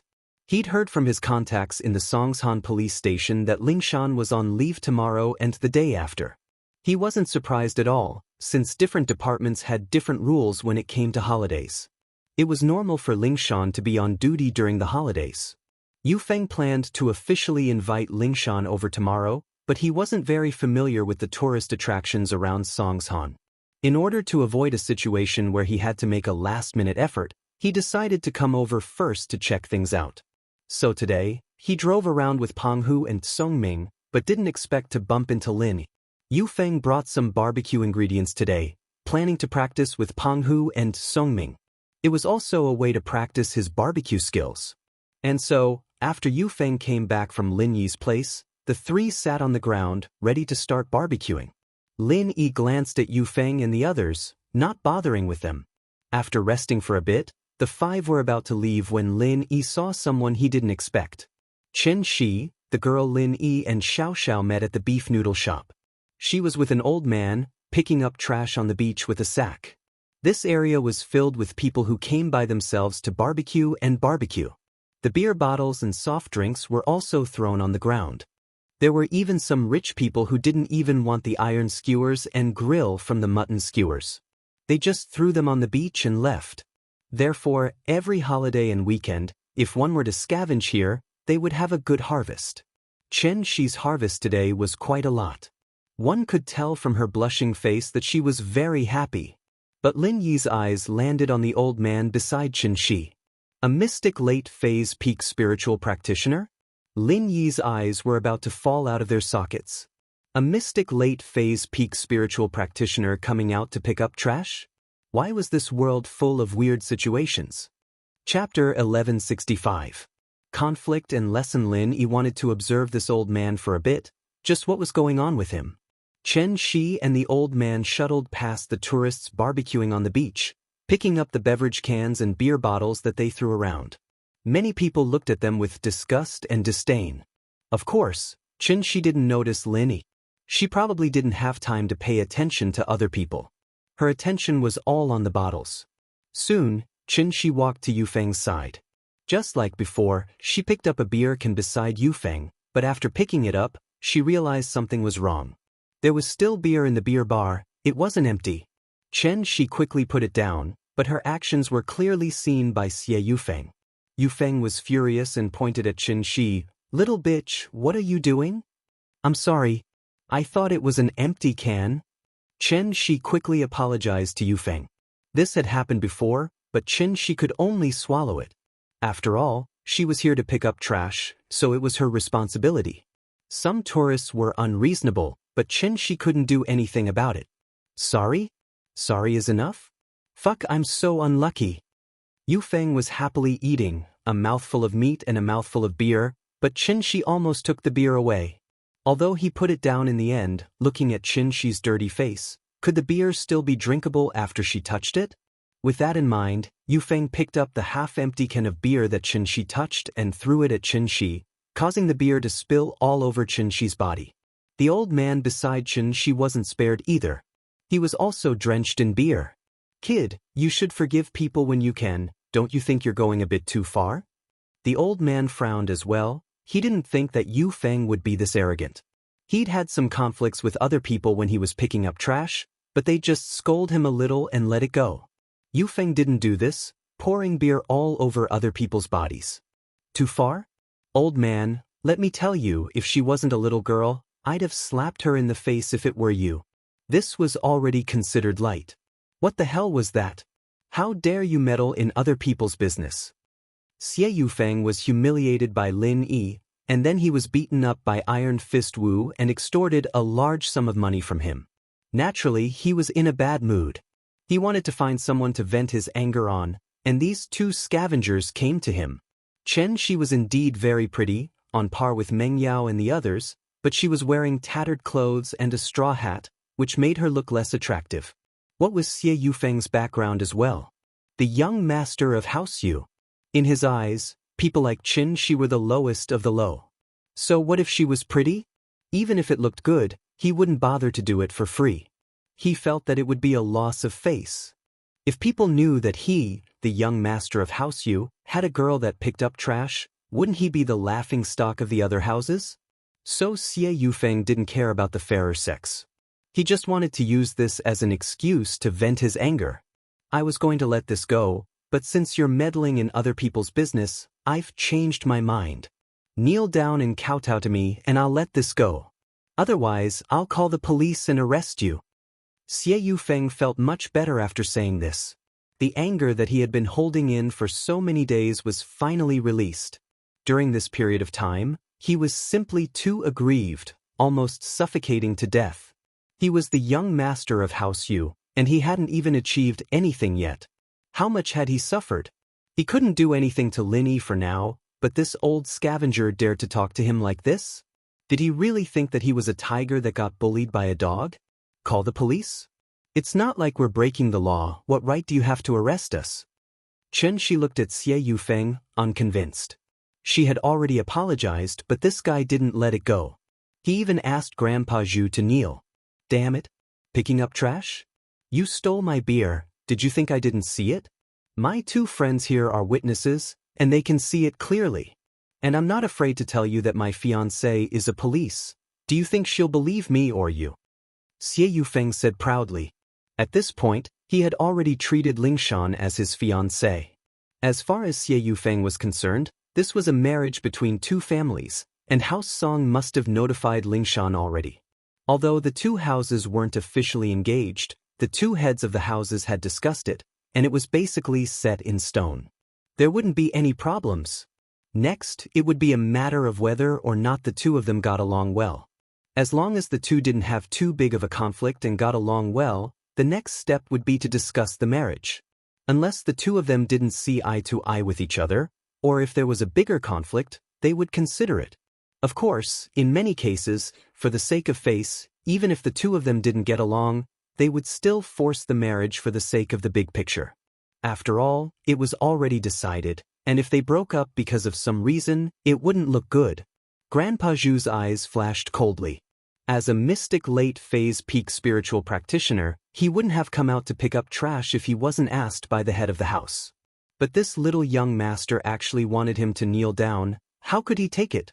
Yufeng's arrogant attitude had triggered Grandpa Zhu's murderous intent. He decided to teach this arrogant bastard a lesson. If he wasn't afraid of trouble, he would have killed him on the spot. Good, very good. Grandpa Zhu didn't get angry, but smiled instead. He reached out to pat Yufeng's body. It looked like he was patting Yufeng's shoulder, but it was actually filled with killing intent. A mystic peak like Grandpa Zhu had a lot of tricks up his sleeve. What he wanted to do was to pour his pure qi into Yufeng's body.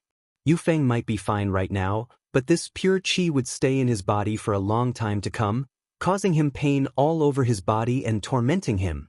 Of course, this was only for normal people. To a master, this little bit of qi could be refined.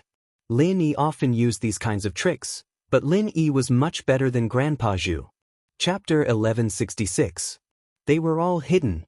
So for normal practitioners, this move could only transfer a limited amount of qi. But Lin Yi was different. Lin Yi could compress qi, which meant that in the same amount of time, Lin Yi could transfer more qi. So the effect of Lin Yi's move was much higher than Grandpa Zhu's. Lin Yi's move could even deal with high-leveled practitioners. You can refine a little bit of qi, but I'll give you a lot of it. Let's see how you refine it. Even if you can, it's not something that can be done in a day, and if you refine too much of it, you might even go crazy. Wasn't Yao Wang in the same situation? His entire body was covered in needles, and under each needle was the compressed energy sealed by Lin. Unless Yao Wang used all his strength to refine it bit by bit, or he had some miraculous medicine, or he had the help of a master, but Yao Wang didn't have any of that right now. He could only endure the needles every day. He was angry, but there was nothing he could do. But what Grandpa Zhu didn't expect was that when he reached out to transfer the energy into Xie Yufeng's body, an accident happened. Xie Yufeng dodged Grandpa Zhu's palm effortlessly, tilting his body to the side. His eyes were filled with disbelief. Mystic late phase peak? Mystic early phase peak? Grandpa Zhu paused as well. He wanted to teach Xie Yufeng a lesson, but he didn't expect this person to be a master as well. Wasn't this a bit too dramatic? He was just picking up trash at the beach, and he met a mystic class master? Grandpa Zhu was surprised at Xie Yufeng's age, but he was also worried. It wasn't that he was afraid of Xie Yufeng's strength, but that his identity would be exposed. All these years, he'd been following the orders of the head of the house, staying by Qin Shi and her mother's side. He'd never made a single mistake, but now something like this happened. Luckily, Qin Shi didn't understand the division of strength in the martial world, and she wouldn't understand what Xie Yufeng meant. With that thought, Grandpa Zhu calmed down. Young man, apologize to us and we'll let this matter go. Otherwise, since the other party already knew his strength, there was no need for Grandpa Zhu to speak softly. He directly threatened him in a cold voice. Apologize? Which family are you from? Yufeng wasn't afraid at all. He stared at the old man, thinking that this old man must belong to some family. As long as he said that he was from House Yu, this old man wouldn't dare do anything to him. Which family are you from? Grandpa Zhu frowned. I'm from House Yu. Yufeng said proudly, if you know what's good for you, then scram. Don't get in my way or else... House Yu? Which House Yu? Grandpa Zhu asked indifferently. House Yu, haven't you heard of them? the head of the 9 noble houses. Xie Yufeng humphed. I thought it was the hidden house Yu, but it's just the common house Yu. Grandpa Zhu said faintly. Since you don't want to apologize, take this. With that, Grandpa Zhu was about to slap him. However, before Grandpa Zhu could slap him, he heard a voice shouting, Wait a minute. Linny, why are you here? Yufeng gritted his teeth, his eyes bloodshot. Master Lin was here again. Yufeng almost spat out blood when he heard this voice. It was already hard enough for him to fight a mystic late-phase peak with his early-phase peak strength, but Lin Yi suddenly appeared. He had no choice but to hide his strength. Wasn't he just waiting for a beating? But the one who was the most depressed wasn't Yufeng, but Grandpa Zhu. When he heard Yufeng call out Lin Yi's name, he was shocked and quickly retracted his qi. After this period of investigation, he already knew who this Lin Yi Chen-shi was. He was just thinking about how to stop Lin Yi from causing trouble, but before he could think of anything, he ran into Lin Yi. The reason why Lin Yi appeared at this time was to test this Grandpa Zhu who was with Chen-shi. As far as Lin Yi was concerned, a mystic late-phase peak master hiding by Chen-shi's side was something unimaginable. A mystic coming out to pick up trash? Unless he had some sort of special hobby, or he was crazy. Of course, this Grandpa Zhu didn't look crazy, but it didn't make sense to say that it was a hobby. Lin Yi had never heard of a master with this hobby, unless there was a purpose. With that thought, Lin Yi's eyes focused and walked over. It's nothing, I know this girl, so I'm asking for mercy on her behalf. Let's just forget about this. Lin Yi pointed at Chen-shi, saying that he was asking for mercy, but in fact, he was using an unquestionable tone, making Yufeng unable to refute. Yufeng knew that this wasn't the time to be enemies with Lin Yi, and he had to give face to Lin Yi, so he took the chance and said, Since you're Lin classmate's friend, then let's forget about this. Okay, you guys continue. Lin Yi said as he pulled Chen-shi to the side. The meaning behind his words was clear. He knew this little girl, but he didn't know this old man. You can continue with this old man. Yufeng paused, but he could clearly feel that the old man in front of him also retracted his qi. This made Yufeng confused. He was afraid that Lin Yi would see through his strength, but this old man was also afraid that Lin Yi would see through his strength? Otherwise, why would he hide his strength the moment Lin Yi came? Grandpa Zhu retracted his gaze and walked towards Lin Yi and Chen-shi, not talking to Yufeng anymore. At this moment, Yufeng was even more certain of his suspicion. This old man was definitely afraid of his strength being exposed. Otherwise, why did this old thing act as if nothing had happened just now when he was still clamoring that he would let him take a slap from him? Yufeng analyzed and came to a conclusion. This old man and Lin Yi had some sort of secret, just like him. As if he was on steroids, he got excited and pointed at Grandpa Zhu. Old man, don't go. Didn't you want to hit me? Take a slap from me first. As soon as he finished, he raised his fist and punched the old man's back. Chapter 1167. Chapter 1165, Stupid or Genius. Yufeng was overjoyed as soon as his fist hit the target. As expected, his guess was right. This old man was the same as him, hiding something. He was hiding his strength as well. At the thought of this, Xie Yufeng raised his fist and punched again and again. Without qi, Yufeng could still teach this old man a lesson. Grandpa Zhu was stronger than Yufeng, but under the situation where neither of them used qi, Yufeng had the upper hand. Yufeng was a young man, so he had the upper hand in terms of stamina. Qi aside, Yufeng's physique was far stronger than an old man's, and so Yufeng started beating the old man up. Chen-shi didn't think that Yufeng would start beating people up in the blink of an eye. She jumped in shock. Seeing Lin Yi's surprise and joy, Chen-shi's face turned to worry. Big brother, don't you know that person? Can you stop him from beating Grandpa Zhu? My words might not work.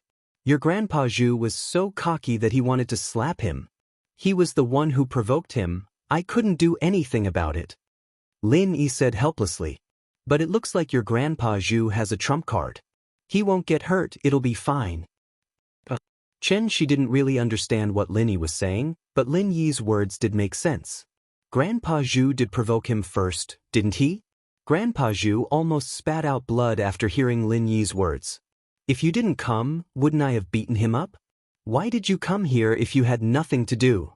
But Grandpa Zhu felt wronged, and he couldn't say it out loud. Yufeng's fists rained down on Grandpa Zhu's face, beating him up. But Grandpa Zhu also noticed a problem. Yufeng didn't seem to be using qi at all. If Yufeng was afraid of hurting him and didn't use qi after seeing him retract his qi, Grandpa Zhu wouldn't believe it. Yufeng wasn't that kind of person. The only possibility was that the kid was afraid of Lin Yi. It seemed like he did not dare to use his true qi. Thinking of this, Grandpa Zhu let out a sigh of relief. In this way, no matter how he hit, it would only be superficial wounds. He wouldn't be able to hurt his tendons and bones. He would endure it for now. When Lin Yi left, he would come back for revenge. Xie Yufeng, right? Just you wait. If I don't send you to the hospital today, my surname isn't Zhu. Of course, Grandpa Zhu didn't dare to kill Xie Yufeng. After all, he was from the common world's house Yu. What if he caused trouble for the head of the house? Lin Yi wanted Yufeng to test Grandpa Zhu, but seeing that Grandpa Zhu wasn't even fighting back, he was sure that this guy was hiding his strength on purpose, not wanting him to find out. Then there must be something wrong with this person. After all, when Lin Yi came to mediate, it was understandable that Grandpa Zhu withdrew his true qi. But now, it seemed that he had been guarding against Lin Yi all along. Qin Shi, how's your mom? Lin Yi turned to Qin Shi. She's a lot better after drinking the medicine. Qin Shi's eyes flashed with happiness when she mentioned her mom. Her mom's condition was improving, and this was her biggest wish. Thank you, Lin Yi bro. It's nothing, it's nothing. Lin Yi looked at Grandpa Zhu deeply, but he couldn't ask Qin Shi face to face right now. He'd have to wait for a chance later. Xiao Xiao saw Qin Shi and quickly walked over. Qin Shi saw her and greeted her. Xiao Xiao sis. After the greeting, Qin Shi's eyes turned back to Yufeng and Grandpa Zhu. Yufeng evidently didn't plan on letting Grandpa Zhu go. He was pissed off. He'd been holding it in for too long, hiding his strength and getting beaten up by people who weren't as strong as him. But now, Yufeng was finally feeling good. Old thing, you're hiding your strength too? Don't you feel good getting beaten up by someone who's weaker than you? But it didn't matter if Grandpa Zhu felt good or not. Yufeng felt really good. It was a sense of accomplishment that he'd been holding back for so long. Now, he felt like he'd swapped roles with the person who bullied him. This old man was probably feeling the same way he was before, right? He couldn't use his strength. Yufeng was getting more and more excited as he fought. He wanted to return all the pain he'd been through to this old man. Xiao Xiao, let's go. Lin Yi didn't want to stay any longer. It didn't matter who this old man was, or if he was good or bad. At least he wasn't hostile towards Qin Shi right now. Lin Yi didn't have to worry about Qin Shi being in danger. He believed that once he left, the situation would change. Yufeng would go from being the one hitting people to being hit. Lin Yi, why didn't you stop Yufeng? Xiao Xiao paused. She didn't expect Lin Yi to just leave like that. She was confused. Let's go back. Lin Yi gave Xiao Xiao a look and pulled her back. Xiao Xiao didn't understand what Lin Yi meant, but with Lin Yi's intelligence, there had to be a reason. She didn't say anything and just looked at Qin Shi before leaving with Lin Yi. On the other side, Meng Yao, Yu Shu, and Tang Yun didn't like Yufeng beating up an old man, but what surprised them was that Lin Yi didn't care at all. Meng Yao wanted to say something, but Yu Shu looked at Grandpa Zhu and then at Yufeng. She pulled Meng Yao. Yao Yao, shield bros in the car. Let's go. I want to go home. Tang Yun wanted to say something as well, but seeing that Xiao Xiao didn't say anything, she didn't either and got in the car. It wasn't until Lin Yi started the car and drove away that Xiao Xiao spoke her mind. Lin Yi honey, why did you let Yufeng beat up that old man? Is that so? If Yufeng really wanted to, the old man would have been dead already. Lin Yi smiled. Xiao Xiao blinked, not understanding what Lin Yi meant. Yu Shu, on the other hand, slapped her forehead. That old man is a master too. But he probably hid his strength in front of Shield Bro. Lin Yi looked back at Shu, a little surprised. He didn't expect her to be right. Chapter 1168. The situation reversed. Lin Yi didn't know the reason behind it, but since Yu Shu didn't want to talk about it, Lin Yi wouldn't proactively ask. After all, it might be related to other people's privacy. Yushu's words made Xiao Xiao pause. She felt that the old man was a bit suspicious, but she didn't think that he was hiding his strength. But now that Yushu said it, it made sense. Before Lin Yi walked over, the old man did force Yufeng to apologize. If it was a normal trash picker, the first thing they would do in front of an arrogant young master like this would be to apologize over and over again. They wouldn't even have the intention to fight back, right? But this old man did, and he was very calm, as if he was very powerful. But after Lin Yi walked over, the situation flipped. The old man withered instantly, turning around and leaving without saying a word. This proved that although the old man was withered, he was still a person with strength. He still had his pride, so even if he left, he wouldn't say anything soft. Tang Yun and Meng Yao, on the other hand, remembered that Yufeng purposely hid his strength in front of Lin Yi and got beaten up by those gangsters. Could it be that today's incident was the same as well? Lin Yi smiled and stopped the car not far away. Shu's right, but right now, it's probably that old man beating Yufeng up, right? Shu brought a complete set of equipment this time. She even brought binoculars with her. So, they took out the binoculars from the trunk and looked at the beach. Sure enough, they saw a shocking scene. Yufeng was having so much fun beating him up that he didn't even notice that Lin Yi had left. He finally found the balance in his heart, and all the frustration he had accumulated over the past few days was finally released. So what if you're a mystic late phase peak? Didn't you still get beaten up by me, a mystic early phase peak? And I didn't even use a bit of chi, I was using my bare fists to beat you up. But it didn't take long for Yufeng to feel as if he was punching a metal block.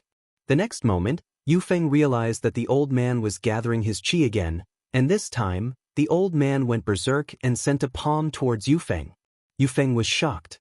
He didn't expect the old man to reveal his true strength after hiding it for so long. What was going on? Did he not want to hide anymore? Yufeng looked around subconsciously. Where was Lin Yi? Lin Yi had already left. The next moment, beads of cold sweat formed on Yufeng's forehead. Why did Lin Yi leave? I haven't had enough yet. Even if you're leaving, you should at least let me know, right? I'll go with you. Now that you're gone, this old man will recover his strength. Isn't this a trap for me? Yufeng wanted to run, but before he could do so, he was heavily injured by Grandpa Zhu. Ah! Yufeng screamed and subconsciously channeled his chi, but he was only a peak early phase mystic class. How could he be a match for a peak late phase mystic class? There was a difference of a few levels between them. This Grandpa Zhu didn't want to kill Yufeng, and so it became a one-sided abuse. Old Zhu almost went crazy with anger. You're just a peak early phase mystic class, and you dare hit me? If it weren't for the fact that I was afraid of being discovered by Lin Yi, I would have sent you to the hospital already. You didn't beg for mercy, and you still dare to do this to me? And so, now that the tables had turned, how could old Zhu let Yufeng go? If he didn't send Yufeng to the hospital, his surname wasn't Zhu. Chen Shi, who was watching from the sidelines, was dumbfounded. What was going on? Grandpa Zhu, who was just getting beaten up, suddenly turned from the one being beaten to the one being beaten up? Wasn't this change a little too fast? Little bastard, didn't you beat me up? Aren't you fierce? Let's see if you can still do it now. Old Zhu was infuriated. You're just a disciple of the common world's house you, and you're acting like this? If you're stronger than me, then I won't say anything. If you beat me up, it'll be my bad luck. But you're so weak and you're still acting like this? Do you want to die? Spare me, Grandpa. Spare me, I was wrong. Yufeng gave in immediately, not even thinking of fighting back. He was a mystic class, but he was only a peak early phase mystic class, while old Zhu was a peak late phase mystic class. The difference was too big, and Yufeng didn't dare fight back. If it was Lin Yi, he could rely on his practitioner's arts and pure chi to fight against Yufeng, but Yufeng's strength came from the accumulation of elixirs and elixirs. As a direct descendant of House Yu, he was naturally the focus of the family's nurturing, and so his martial arts were mostly accelerated. He lacked battle experience, so how could he be an opponent for an old man like old Zhu? It was wise of him not to fight back, but if he did, he'd be in a worse state. Right now, Yufeng was using his chi to protect his vitals, and old Zhu didn't want to kill him. Yufeng looked like he was heavily injured, but his meridians weren't damaged, only his bones and tendons were injured. He'd be fine after lying in the hospital for a while. Yufeng didn't think that he'd be so unlucky today. As expected, seeing Lin Yi was his unlucky day. The Miss, Shu, Tang Yun, and Xiao Xiao exchanged binoculars as they looked at Yufeng's pitiful state. They couldn't help but laugh out loud. Lin Yi was right, the one getting beaten up was Yufeng. After beating Yufeng up, old Zhu was afraid that the police would come, so he turned around and pulled the shocked Qinshi away, quickly leaving the scene.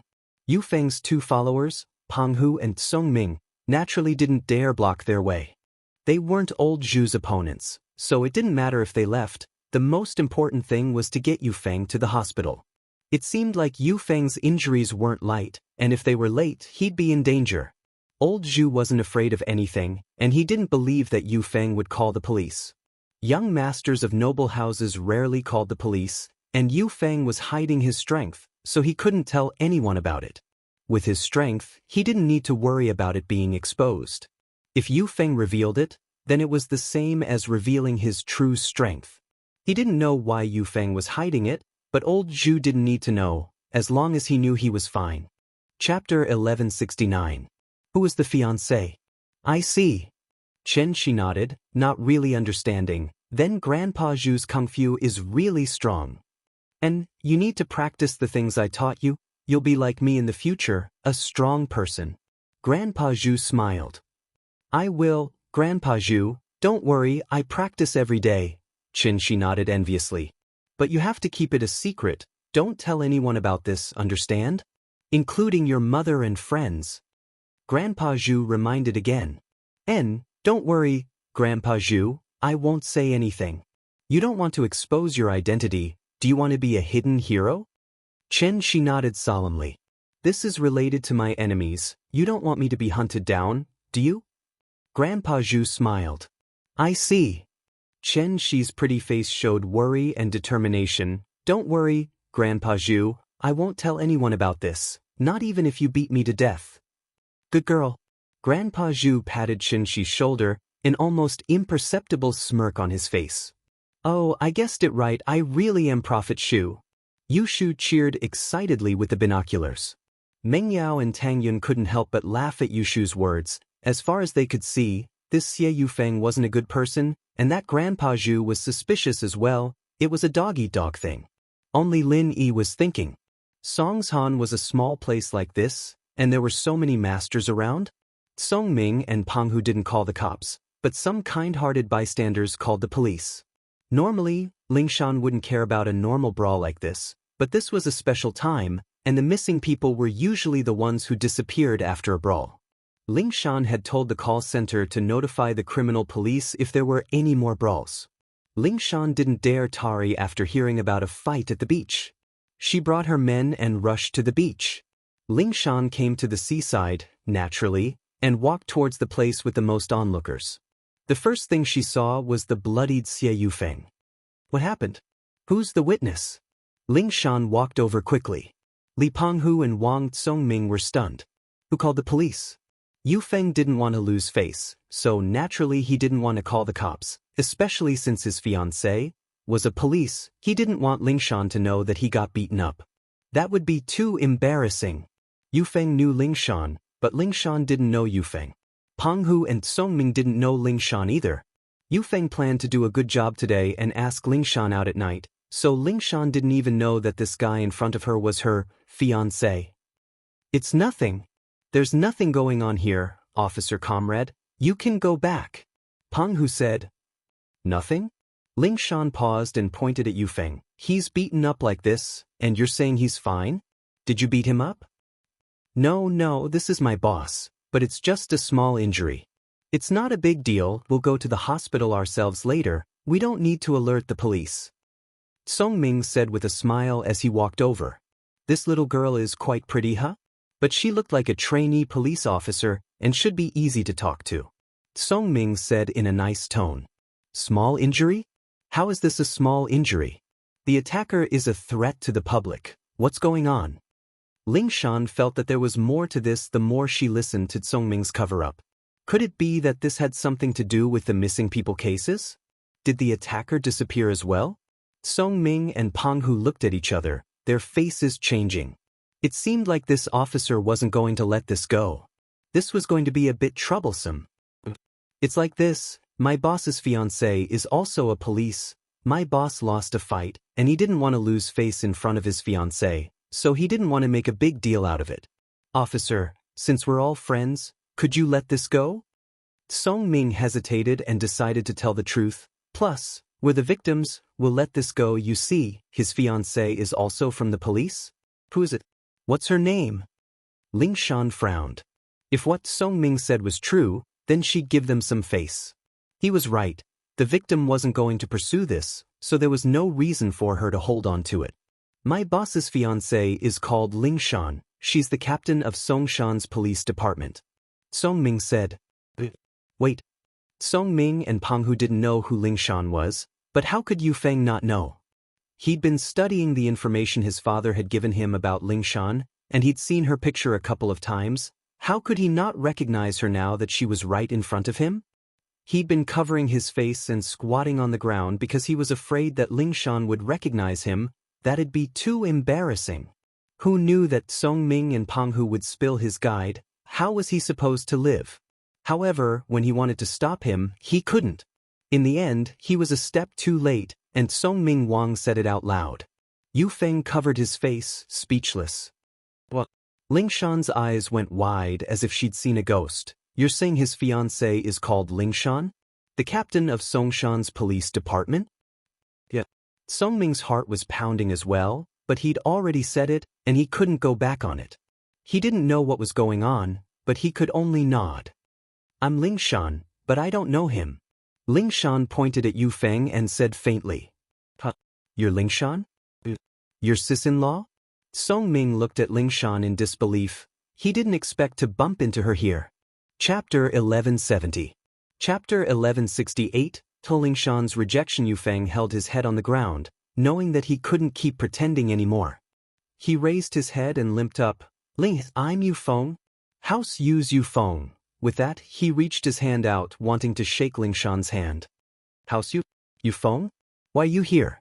Ling Shan paused, not expecting to meet someone from House Yu here. She didn't understand how this House Yu became her fiancé. Yu Feng saw that Ling Shan wasn't going to shake his hand, and he felt a little awkward. Ling Shan, Grandpa Song told you about us, right? I wanted to ask you out tomorrow, right? I just wanted to check things out first. Wait, what do you mean by us? What do you mean by us? What did my grandpa say to me? Ling Shan interrupted him, frowning. Our marriage? My dad already talked to Grandpa Song about it. Yu Feng paused, not expecting that Ling Shan didn't know about this. Did House Song not tell him about it? How come I didn't know about this? Ling Shan looked at Yu Feng coldly, feeling that his words weren't trustworthy at all. Was this guy an imposter? She was engaged to a House Yu, and she didn't even know about it? What was going on? Ling Shan's question surprised Yu Feng, but he didn't panic. You can call Grandpa Song and you'll know if I'm telling the truth. Now that things had come to this, Yu Feng didn't care if his image was ugly or not. He had to confirm things first before anything else. Lu Wangli, look after these three, I'll go make a call. Ling Shan's expression was a little uncertain. She couldn't tell if the person in front of her was from House Yu or not, but judging from his confident expression, it was pretty much the case. But when had she ever been engaged to a House Yu? Yes, Captain Song. Lu Wangli saw through Yu Feng and the other two, but he couldn't help but click his tongue. It couldn't be, right? Is there a poacher here? And from the sound of it, he seemed to be friends with Captain Song's family? What about Lin?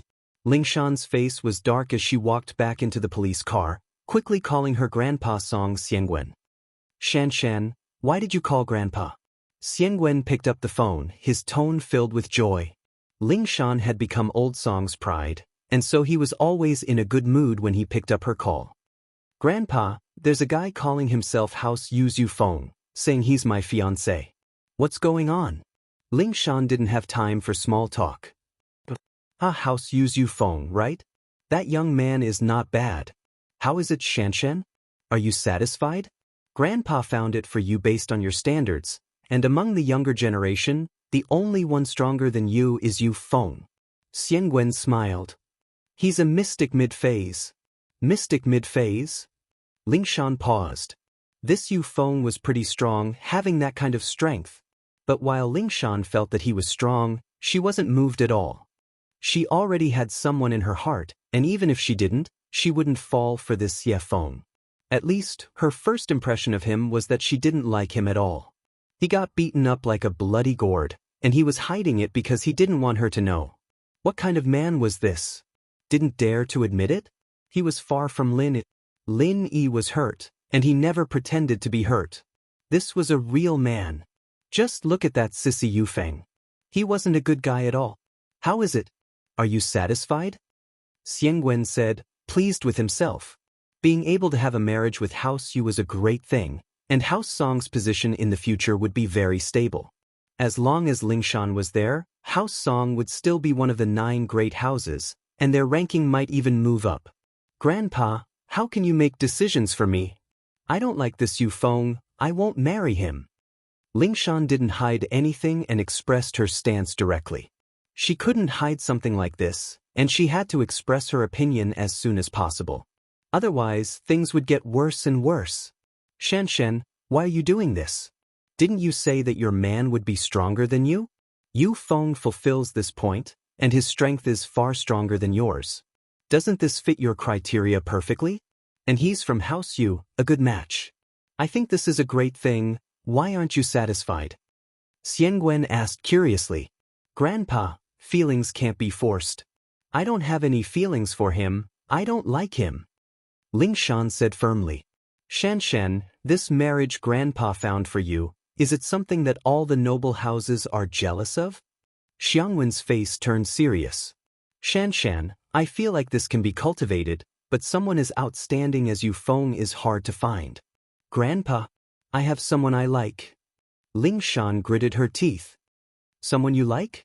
Xiangwen paused, his face darkening. Who is it? It's not that House Chen kid, is it?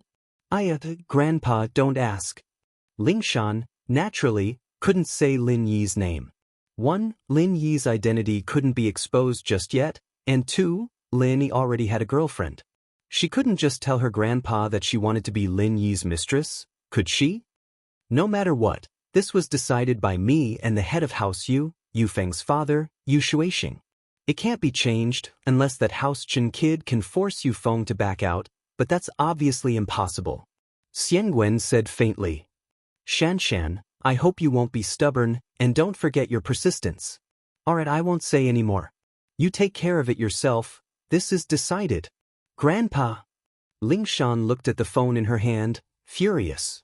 What was wrong with her grandpa, who always loved her, this time? Was the family's benefit that important? Was House Yu that good? She sighed, but she wasn't too worried. So what if it was House Yu? Didn't Lin Yi kill one and injure another? Lingshan believed that if Lin Yi really cared about her, he wouldn't let her marry House Yu, but she wasn't sure yet. Chapter 1171. Another breakthrough? Lingshan felt that as long as she worked harder, she'd be able to get Lin Yi's attention. She wouldn't have to marry into House Yu then. As for House Yu, it seemed like she'd have to deal with it for a while. Lingshan looked like she had a big chest and no brain, but that wasn't the case. Before Lin Yi truly accepted her, she wouldn't bring up Lin. Otherwise, if Lin Yi didn't care about her, things would get out of hand. She got out of the car and walked over to Yu Feng with a dark face. Lingshan, did you ask Grandpa Song? Yu Feng asked confidently. I did, but he didn't say I'm your fiancé. He just asked us to see if we're compatible. Lingshan said faintly. It wasn't that she was trying to trick Yu Feng, but this was how noble houses usually got engaged. They'd see if they were compatible first, and as long as there weren't any big conflicts, they'd get engaged. Of course, if there really was a huge conflict and they couldn't mediate, they could still cancel the engagement. But that wouldn't look good for the two houses' reputation. So, seeing if they were compatible was just a break-in period. Everyone knew that this was pretty much set in stone. Naturally, but they're pretty much the same. Yu Feng said with a smile. He realized that Lingshan was even better looking in person, more attractive. Big breasts, a nice body, a stunning face, and a uniform. Yu Feng thought to himself that he'd hit the jackpot. Marrying such a wife would also be pleasing to the eyes. But my first impression of you isn't very good, very bad, Lingshan said faintly as she looked at Yufeng before turning to Lu Wangli. Let's go. Since Yufeng was from House Yu, Lingshan naturally wouldn't care about this anymore. If he didn't want to call the cops, then so be it, she'd done what she could. Lingshan was smart, too, pointing out that she didn't have a good impression of Yufeng. That way she'd have some leeway. This way, Yufeng wouldn't be able to get too close to her, and this would take longer. Lingshan was confident that she could make Lin Yi fall in love with her, and this way, she could reject Yufeng. He believed that a master like Lin Yi wouldn't be any weaker than Xie Yufeng in front of his grandpa. While Lin Yi didn't have Xie Yufeng's family background, Lin Yi had something that Xie Yufeng didn't. Lin Yi could increase the strength of others, but could Xie Yufeng? I believe grandfather will know who is the most important person to the family. If Lin Yi could raise his brother's strength to the peak late phase of the golden class, then House Song would be invincible. With that, Lingshan turned around and left, leaving Yufeng behind. Yufeng looked at Lingshan's perfect body and couldn't help but lick his lips. He couldn't take it anymore. It was too tempting. Lingshan, I'll definitely get you. But from the looks of it, Lingshan didn't look too good. Yufeng was sure that Lingshan didn't have a good impression of him, but there was nothing he could do about it. Who told him to be this unlucky the first time they met? Lin Yi, I'm going to kill you. It's all your fault, you made me lose face in front of my fiancé. Yufeng roared at the sky, treating Lin Yi as his mortal enemy. But in this situation, Yufeng realized that he had broken through. The bottleneck he'd been stuck in for a long time had been broken through. He had gone from the peak of the early phase of mystic class to the middle phase of mystic class. Wah, the heavens are helping me. Yufeng laughed. I didn't think that I'd break through. I'm a mystic mid-phase now. Penghu and Songming felt the difference as well. Congratulations, Master Xie. Congratulations. Master Xie's strength has gone up another level, killing Lin Yi now is just child's play. Haha. That's right, Lin Yi is a mystic early phase, and I'm 2 levels higher than him now. Killing him is just a piece of cake. Yufeng laughed. Alright, let's go. Yufeng waved his hand and said confidently. Master Xie, aren't we going to wait for the ambulance? Penghu asked weakly. Why would we wait for the ambulance? Didn't you notice that all the injuries on my body have healed after I broke through all at once? Yufeng pointed at himself. Let's go. We'll go back and do some research. I'll ask Lingshan out tomorrow. Yufeng got a blessing in disguise. He got beaten up by old Zhu and broke through. This was something Lin Yi didn't expect. Sometimes martial arts was just that mysterious. He hadn't broken through for a long time, but now he was a one-sided punching bag, getting beaten up a few times. Under this pressure, he suddenly exploded and broke through. This couldn't be considered a coincidence. Yufeng got in the car and called his old man Shuixing, pleased with himself. Dad, it's me, Yufeng. Yufeng's tone wasn't without pride. I saw Lingshan today. She's a beauty. I like her a lot. Especially her breasts and but what? Shuixing frowned. What was wrong with his son today? Why was he talking so flippantly? Shuixing knew that Yufeng was like this in school, but in front of his father he acted like a good boy. Did he drink too much today? Yufeng, what's wrong with you? What nonsense are you talking about? Shuixing scolded. Dad, I'm just too happy, aren't I? Yufeng laughed. That's a bit too much. Yufeng laughed. Too happy? You're this happy to see Lingshan? Yufeng, you're not a kid anymore. Why are you still like this? Women are indeed beautiful, but you're a martial artist, so you should have a calm demeanor. Plus, Lingshan will be yours sooner or later. What are you so happy for? Shuixing scolded. Dad, that's not why I'm happy. It's a little, but the biggest reason is that I broke through. Dad, I'm a mystic mid-phase peak now. Yufeng said happily. What? You broke through? You're a mystic mid-phase? Shuixing paused. You're not lying, are you? Dad, how could I lie about something like this? It's true, why else would I be so happy? Yufeng laughed. Songming and Penghu are right beside me, they can prove it. Chapter 1172. Chapter 1170 Arrogant Go Huli, Part 1. Dad, how could I lie about something like this? It's true, huh? Why else would I be so happy? Yu Feng laughed. Song Ming and Peng, who are right beside me, they can prove it. God bless our house, Yu. That's great news. You're so young and you're already a mystic mid-phase. You're a genius even in the hidden houses. Shueisheng sighed. Haha, it's all right. Yu Feng said proudly. Here, I'll contact the hidden house, Yu. You're so young and you have potential, they'll probably give us some benefits. If they give you a pill or two, you'll be able to become an Earth class and join a hidden house. It wouldn't be hard at all. At that time, our house you would be able to achieve glory. Shueisheng said excitedly. You're such a young Earth class, you'll definitely be a reserve for the Sky class. Waha, perhaps our common house you will be able to produce a Sky class, entering the core of the Wulin world. Dad, don't worry, I've pretty much figured out how to level up. I'll test it out after a while, and if it works, then my leveling will be much smoother. Yu Feng felt that his leveling up this time wasn't a coincidence. There was a pattern to it. He'd been suppressing himself for a while now, and after beating up old Zhu, he'd felt extremely refreshed, as if he'd been suppressing himself for a long time before exploding. It was like leveling up to a certain point, and then it'd be released.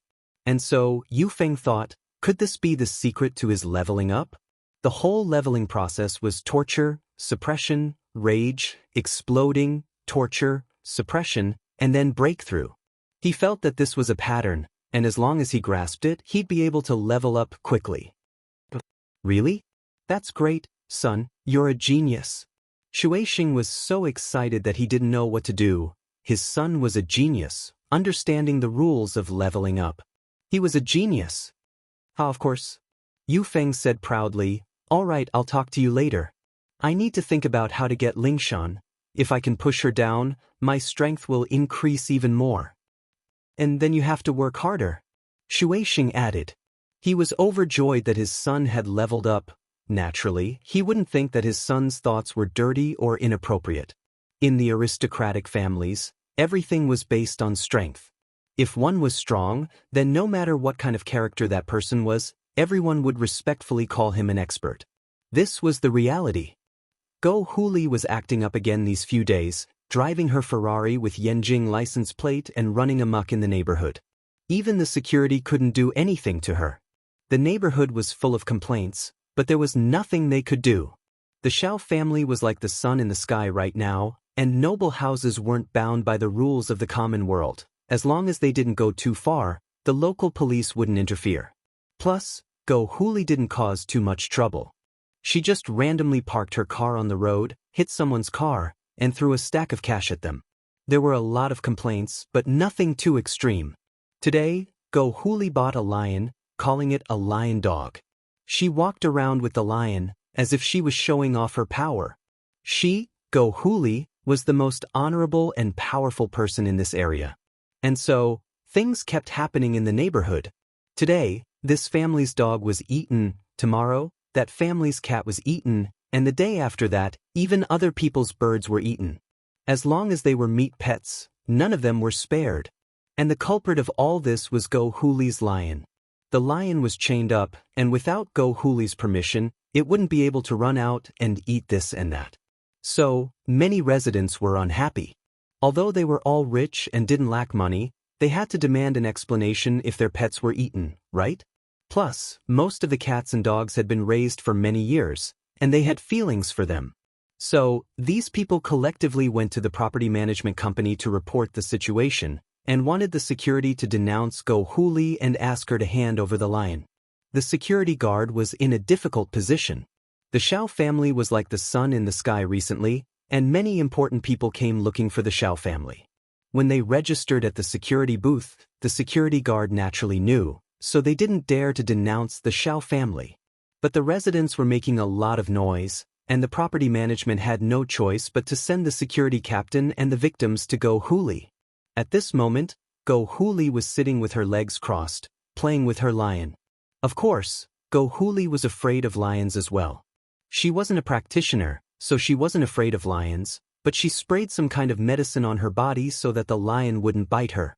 And Go Huli was someone who liked to show off, so she made a lion to show off. Hearing the doorbell, Go Huli walked out and opened the door. She frowned as soon as she saw the security captain and a large group of residents. She knew why they were here. What are you guys doing here?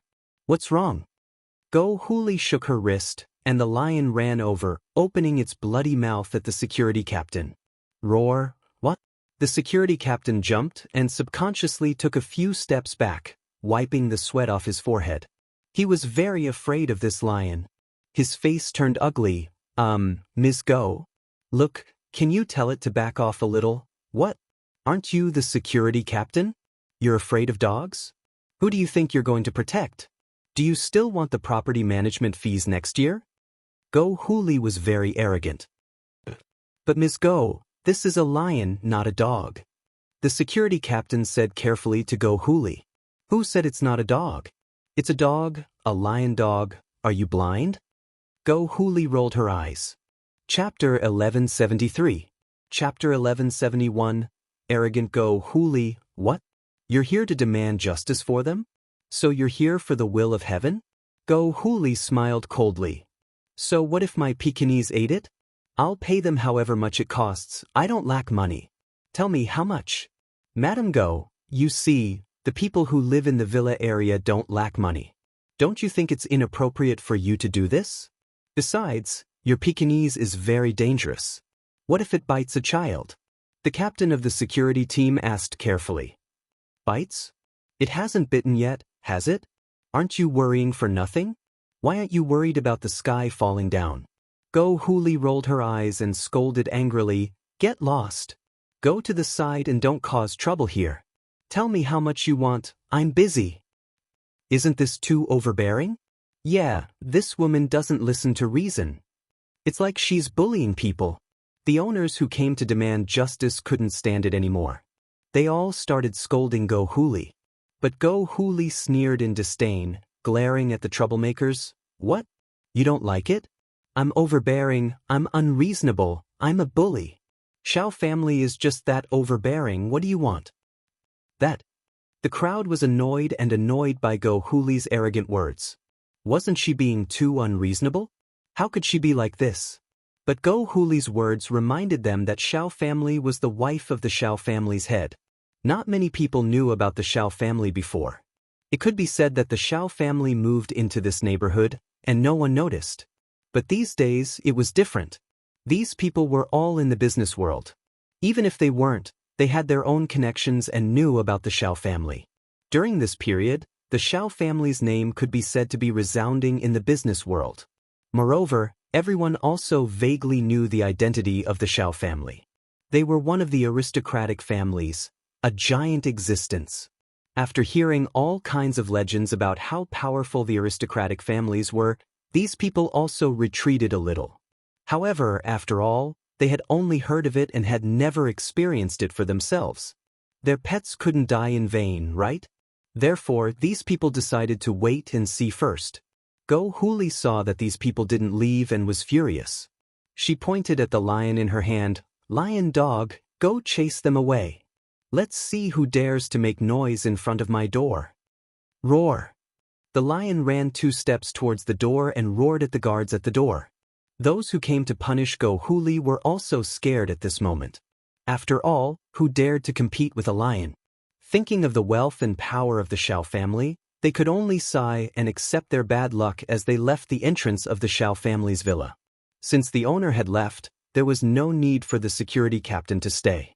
Although he wanted to dissuade Go Huli, with how arrogant she was, she obviously wouldn't listen to advice easily. He shook his head and left. Go Huli humphed proudly and closed the door with the lion. She felt like she was the boss of the district, leading a lion wherever she went and no one dared to mess with her. And this villa should be cleaned. Go Huli looked at the dust in the corner of the villa and said, Before, when Go Huli moved in, she wanted to find someone to clean the villa. She wanted to hire a housekeeper, but when she saw Meng Yao and Yushu, she wanted to make them do hard labor. That was why this series of trouble happened. Ever since Go Huli caused trouble, the Xiao family didn't have the mood to find someone to clean the villa. Now that the Xiao family had turned the situation around, they were busy with the guests and didn't think of finding someone to clean the villa. Only now did Go Huli think of this. These 2 days, Gooden had been staying at Yuan Yuan's house, waiting for Xiaoka to send him money. Even if she didn't send him money, she should at least send him the address. But Xiaoka was nowhere to be seen. These 2 days, Gooden would go to the train station after work, but there was still no sign of Xiaoka. At the same time, Gooden realized that he had been tricked. This liar, she was pissing him off. Gooden thought that he would teach her a lesson the next time he saw her. But now, as anxious as he was, there was nothing he could do. He didn't know Lin Yi's address, and he didn't know Lin Yi's phone number. He wanted to call back to the village, but he didn't know Widow Wang's number, and he didn't know old Lin's number. This was a black mark for a youth who had never left the village. He didn't need to remember phone numbers before, and he could find people by shouting. With a megaphone, who wouldn't be able to find someone? But now, no matter how megaphone he used, he couldn't let everyone in the city hear him. Songshan was too big. And so, Gooden could only work for Yuren's shop. Luckily, Yuren's family took good care of him, especially Yuan Yuan. Gooden didn't want to leave. Although they got the money from Scorpion, Yuren's family didn't give up on their work. They were hard-working people, and this money was used to buy a house and expand the shop. It was like trying to put out a fire with a cup of water. And so, Yuan Yuan continued to work at the burger shop, and Yuren continued to run the shop. Mrs. Yu continued to work as a housekeeper, and Gooden continued to help out at the shop. Mrs. Yu was very happy today. The housekeeping company gave her a big job, cleaning a villa. If she did this job well, she'd get a few thousand. Naturally, she was very happy. And so, she happily went to get the tools and went to the villa according to the housekeeping company's address. Before going to work, Mrs. Yu even called Yuan Yuan and Yu Ren. The father and daughter were very happy when they heard about it. Yu Ren, the stingy man, even bought some ribs from the market to give his wife a treat, telling Yuan Yuan to cook it for Mrs. Yu, as well as to improve Gooden's diet. These days, with Gooden's deliveries, Yu Ren's shop's business went from a few hundred a day to 3,000 a day. The key was that no matter what people bought, Gooden would deliver it to their door. Toilet, basin, sand, cement, as long as you bought it, it didn't matter how many floors you lived in, even if the elevator broke down, Gooden would deliver it to your doorstep. And he didn't even need to pay. Chapter 1174. Something happened. Yu Ren, on the other hand, used the money Scorpion gave him to buy large quantities of plumbing and fittings, and the business was getting better and better. And so, the more Yu Ren looked at Gooden, the more he liked him. This guy was his lucky star. If he became his son-in-law, it'd be a great thing. When the time came, he and Gooden would make the shop big, and with a door god like Gooden there, all the gangsters would be nothing. No matter how many there were, they'd be no match for him. Their days would be great. Yuan Yuan, are the ribs ready? Let Gooden eat some first. He's been doing heavy work the whole day. It's quite tiring. Yuren said. Okay. Yuan Yuan replied obediently and went to get a rib for Gooden. Zhou Jiaming here? Yuren called him Gooden, but naturally, Yuan Yuan wouldn't call him that. She only called him by his name. Thanks. Gooden happily took the rib and started eating. It's delicious. Eat slowly. Yuan Yuan rolled her eyes. After a few days together, Yuan Yuan had Gooden's shadow in her heart. Beauties loved heroes, and that was what Yuan Yuan was feeling right now. Gooden looked at Yuan Yuan's shy face and couldn't help but be stunned. Yuan Yuan wasn't that type of beauty, but in his eyes, she was prettier than a goddess. Ring. A hurried ringtone of the phone broke the ambiguous atmosphere between the two of them. Yuan Yuan quickly walked over and picked up the phone. Hello? What? You're the housekeeping manager? My mom got bitten by a dog? She's in Songshan's first hospital right now? Okay, we'll go there immediately. After hanging up, Yuan Yuan panicked. Dad, it's bad. Manager Zhang from my mom's company just called, saying that my mom got bitten by a dog, and she's being treated at Songshan's first hospital right now. What? Yu Ren froze as well. She was fine this morning. Why was she bitten by a dog at night? Yu Ren didn't dare slow down and brought Yuan Yuan and Gooden to a taxi, rushing to Songshan's first hospital. In the hospital room, Yu Ren finally saw his wife. Mom, what's wrong with you? Yuan Yuan ran over excitedly to her mother's bedside and held her mother's hand. Yuan Yuan. Yuan Yuan's mother looked at Yuan Yuan with a painful and weak smile on her face. Manager Zhang, what's going on? What was going on? What happened to my wife? How come you got bitten by a dog? Yuren saw the manager and asked. Manager Zhang sighed. Your wife went to a rich family to clean up today, but somehow, she provoked the Pekingese. As a result, the Pekingese bit your wife. Now, her leg is bitten off.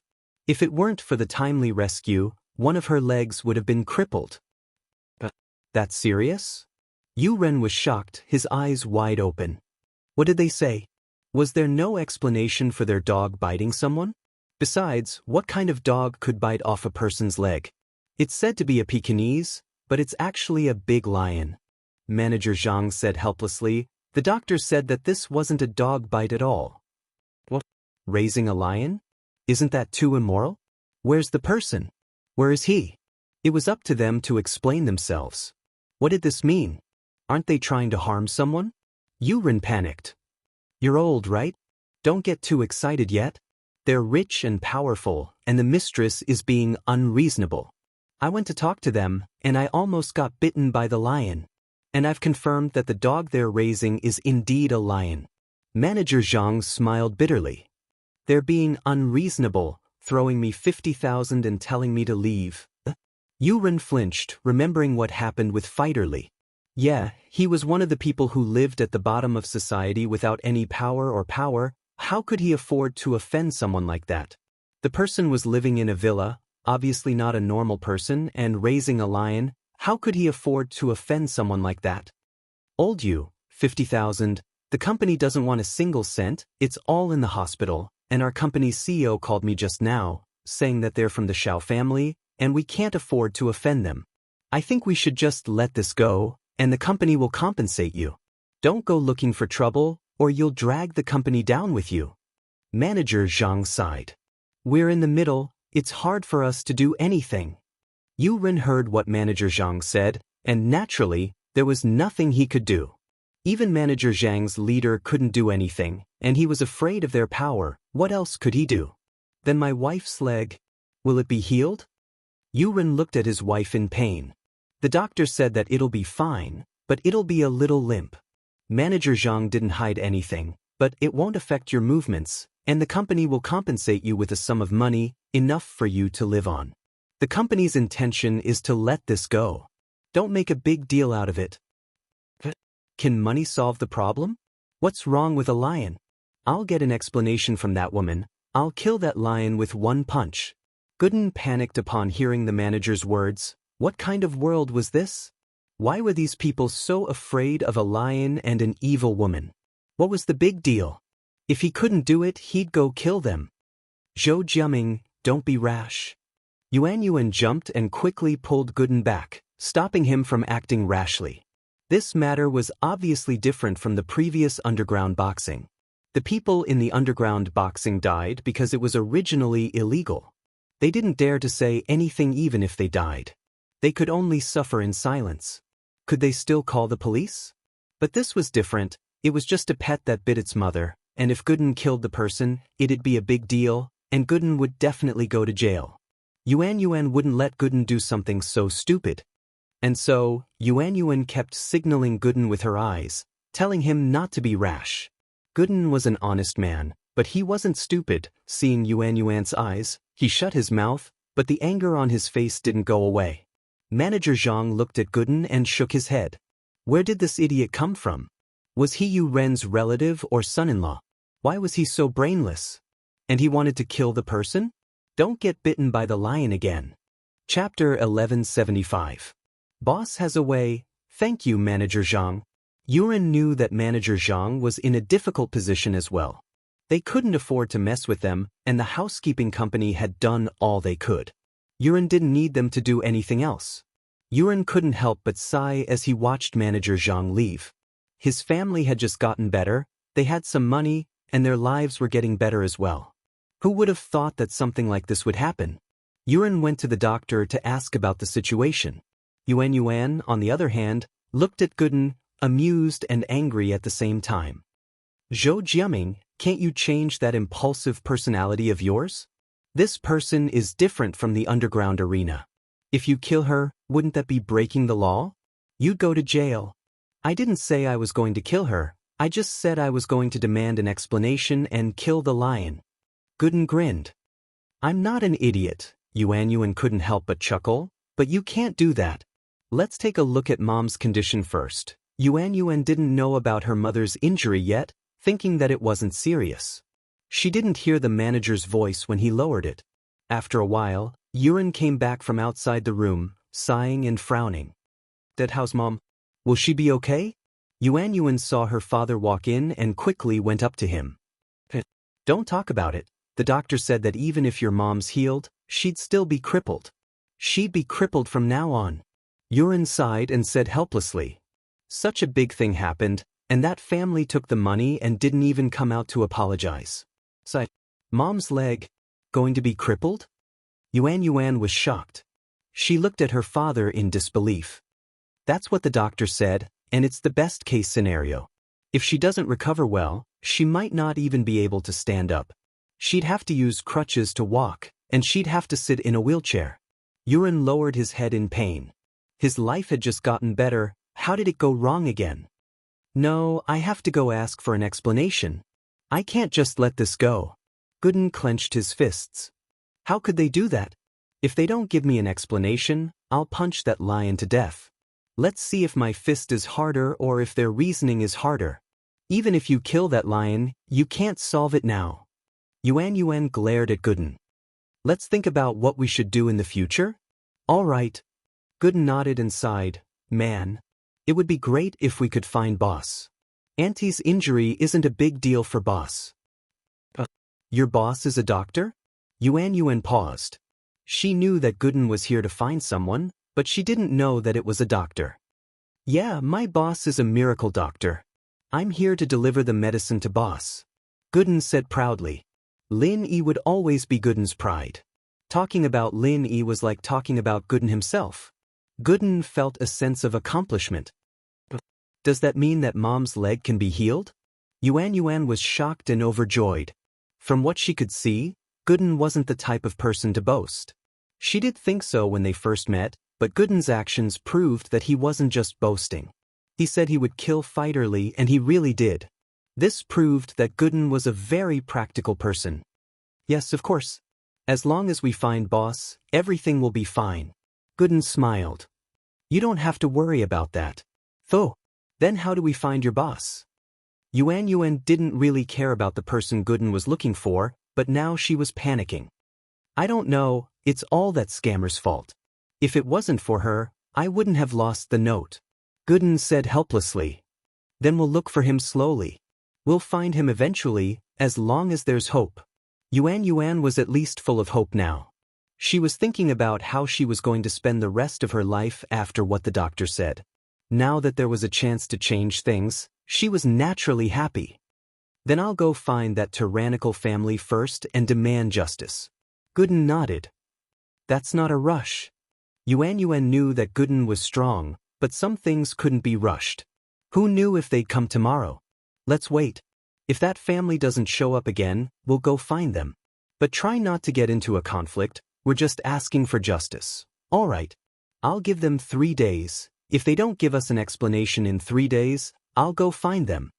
Gooden nodded. He'd been interacting with Yuan a lot these days, and he was more civilized with his words. He didn't call himself I in front of Yuan. In the Villa district, everyone started to panic. Lin Yi and the others had been away for 2 days, and they usually went to school early and late. They naturally didn't know what was going on in the district, and they didn't know that a lion had appeared in the district. Go Huli, on the other hand, was still walking around the district with the lion. The residents all knew how domineering she was, and they knew that she had a powerful background. They didn't dare mess with her. They couldn't mess with her, but they could hide. So wherever Go Huli appeared, people would all avoid her, especially the lion in her hand. Of course, acting cool in front of normal people didn't give her any sense of accomplishment anymore. What she wanted the most was to act cool in front of Meng Yao, Yushu, and Lin Yi. The Xiao family had been snubbed by House Chu before, and they still hadn't gotten their revenge yet. And so Go Huli had been looking for a chance to cause trouble for House Chu these 2 days, but every time she went to Mingyao's villa, all she saw was the locked gate and the dark villa. There was no one inside. This made Go Huli depressed. She finally had a chance to act cool and step on people, but she couldn't use it. It was like a cultivator getting a supreme treasure, but she couldn't activate it. Only Go Huli herself knew how depressed she felt. Chapter 1176. Performing a circus. Mingyao had obviously returned. Their car was parked in front of the villa, and the lights in the villa were turned on and a few windows were opened. Huli was overjoyed. She led the lion to Mingyao's villa's yard. At this moment, Mengyao, Yushu, and Lin Yi had just returned to the villa after sending Tang Yun and Xiao Xiao back. The 3 of them hadn't locked the door yet, since the security here was good. No one would lose anything in the day. Thus, Go Huli entered the yard easily. Little lion, make 2 noises here. Huli ordered her lion. Roar. The lion had received professional training, so it understood everything Go Huli said. Yushu and Mengyao were in the living room, looking at the pictures on their iPad too, excited. Wow, Shield Bro's roasted shrimp looks so handsome. Yushu raised her iPad too in surprise. Mengyao rolled her eyes. Shu, you've roared so many times today. My ears are getting calluses. But it's really handsome, Yao Yao, do you think so too? Yushu said. Nope, Mengyao said faintly. I'm not Tang Yun or Feng Xiao Xiao, why would I care about Lin? Oh, Yushu didn't say anything after seeing Mingyao's cold attitude and continued looking at the pictures. But a lion's roar came from the villa's doorway. Yushu didn't pay much attention to it at first, but it got louder and louder. Yushu raised her head, confused, and stopped what she was doing. Yao Yao, do you hear that weird sound? What sound? Mengyao, on the other hand, didn't pay attention to it. Her attention wasn't on this. Shu kept saying that Lin Yi was handsome, and Mengyao took a closer look and realized that it was true. Lin Yi wasn't a pretty boy, but he was a man with a manly temperament, which suited Mingyao's taste. She didn't like guys with too many styles, but a guy with too much brawn and no brains wasn't good either. In short, Mingyao's criteria for a partner were very complicated, but Lin Yi just happened to meet all of them. Hence, Mengyao was in a dilemma. She hadn't recovered from the shock yet, so naturally, she didn't hear any strange noises coming from the villa's yard. It's that kind of roar. Yushu mimicked a lion's roar. Mengyao paused. What's that? That's it, Yao Yao, listen carefully. Yushu pointed at the direction outside the villa. There seems to be a strange sound? Mengyao listened attentively. There was indeed the sound that Yushu mimicked, and it was quite similar to Yushu's. Wait for me, Yao Yao, I'll go take a look. With that, Yushu called out to Lin Yi's room. Shield Bro, come protect me. Lin Yi's taking a shower. Lin Yi said that he wanted to take a shower before going back to his room, so of course he couldn't come out now that Yushu was calling him. And so, Yushu led General Wei Wu out to check the situation. They saw Go Huli playing with a lion in the yard. What are you doing, you old woman? Yushu's eyes widened as she looked at Go Huli in disbelief. Are you putting on a circus here? What? You little bastard. Go Huli froze. She didn't think that her lion would be treated as a circus clown by Yushu. She raged, who is this old woman scolding? After saying that, Go Huli looked at Yushu proudly.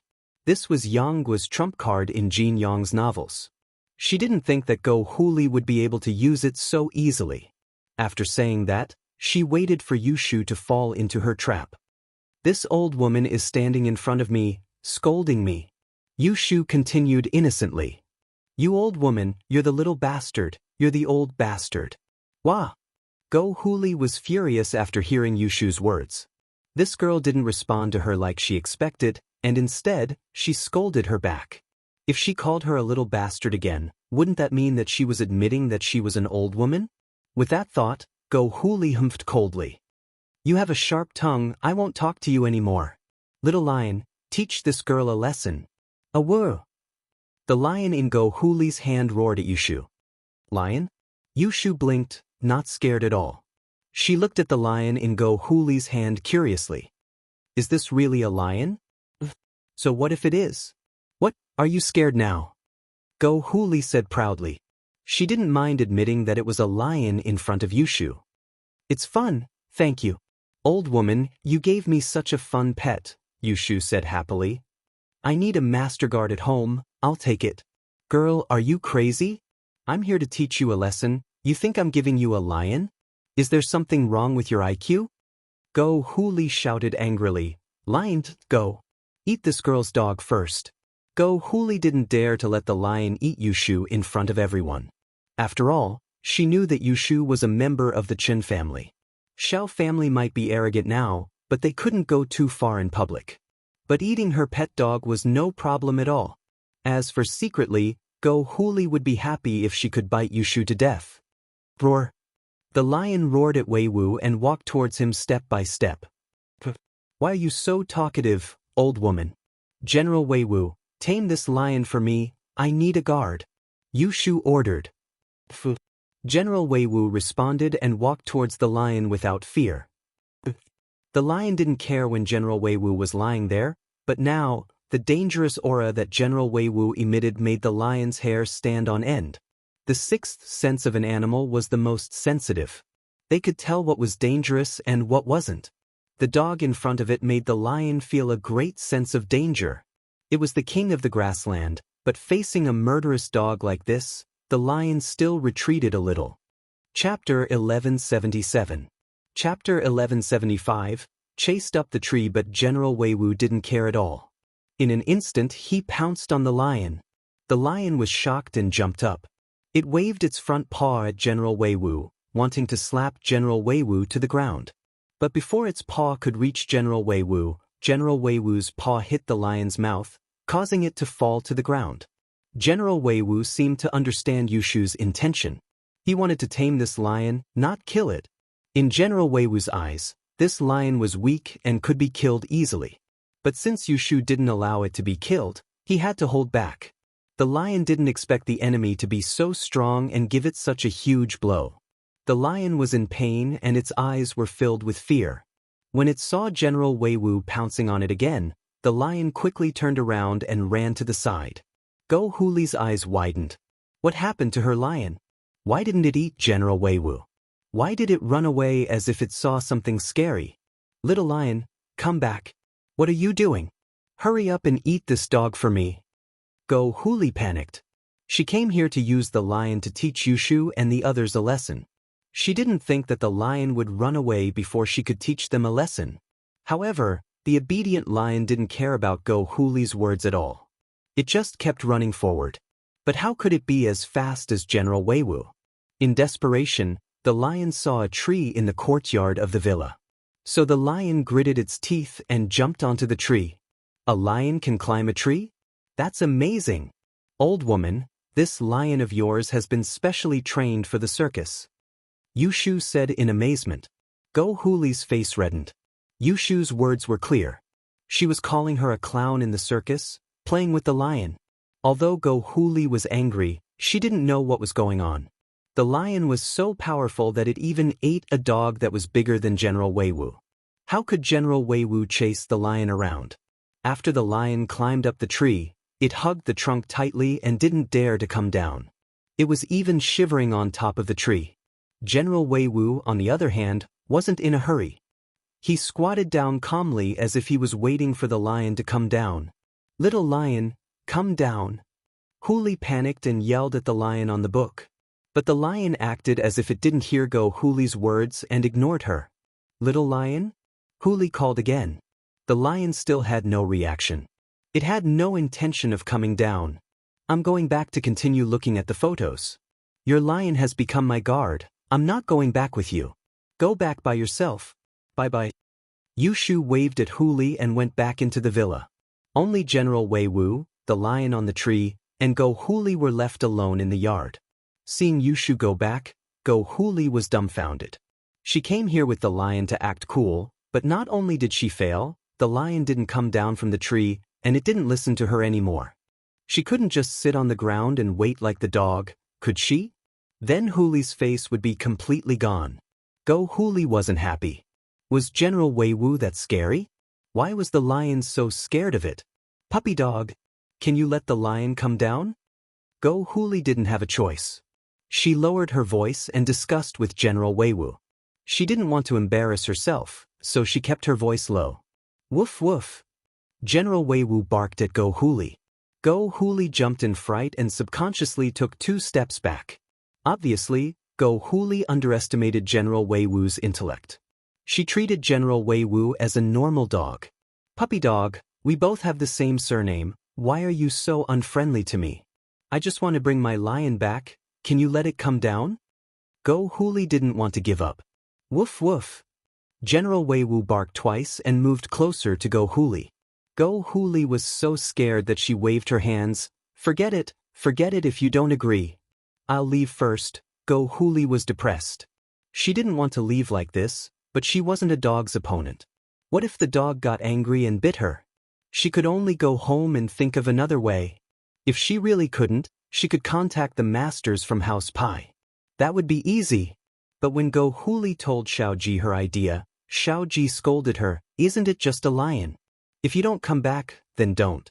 Our Xiao family may have a master with a wallet, and to outsiders, our Xiao family may look like they're invincible, but don't you know what's going on? These 2 masters from House Pi are here to supervise Xiao family's business. If there were business enemies, they'd help us take care of them, but you want them to help you beat up a dog? Only you can think of that. They're masters among masters, why would they help you beat up a dog? But this isn't about the lion, it's about face.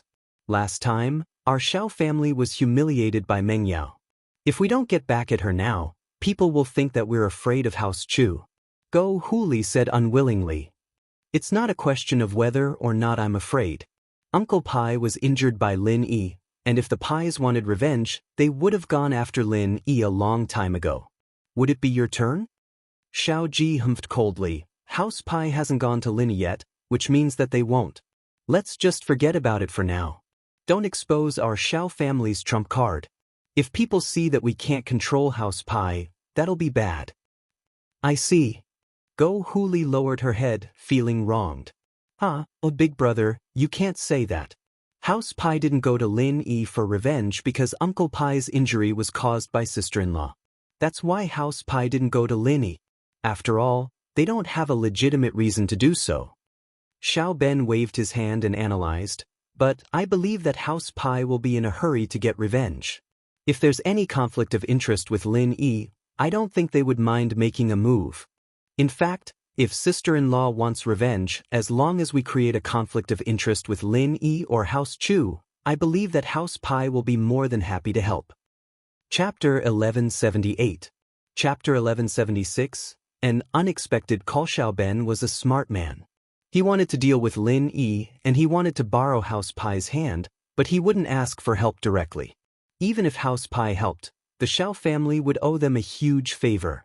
But if Lin Yi or House Chu affected the Xiao family's business, then House Pai's help would be for their own benefit.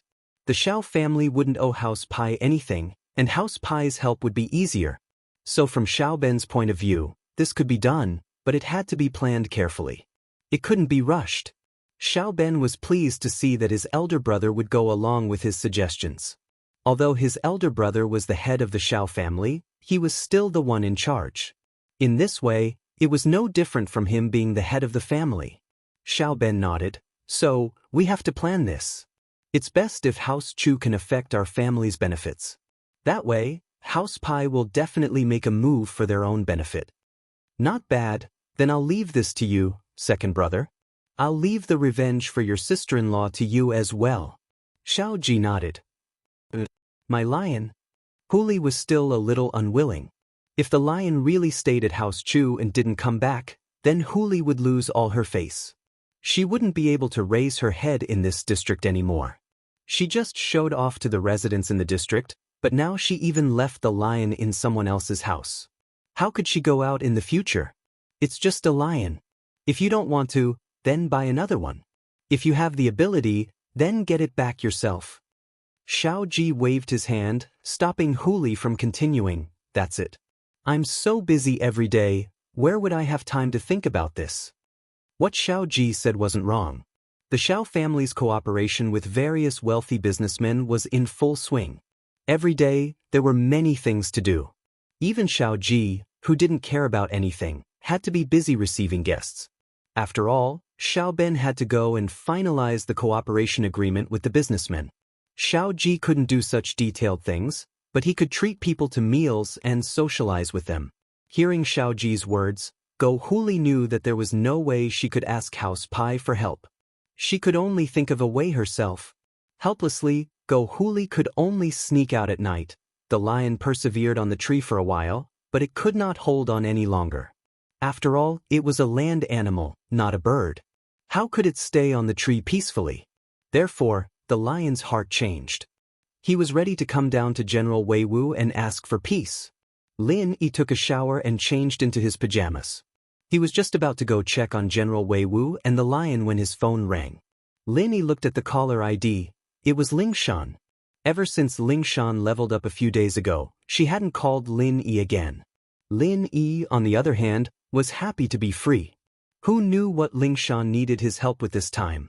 This time, Ling Shan called Lin Yi because she needed his help with something.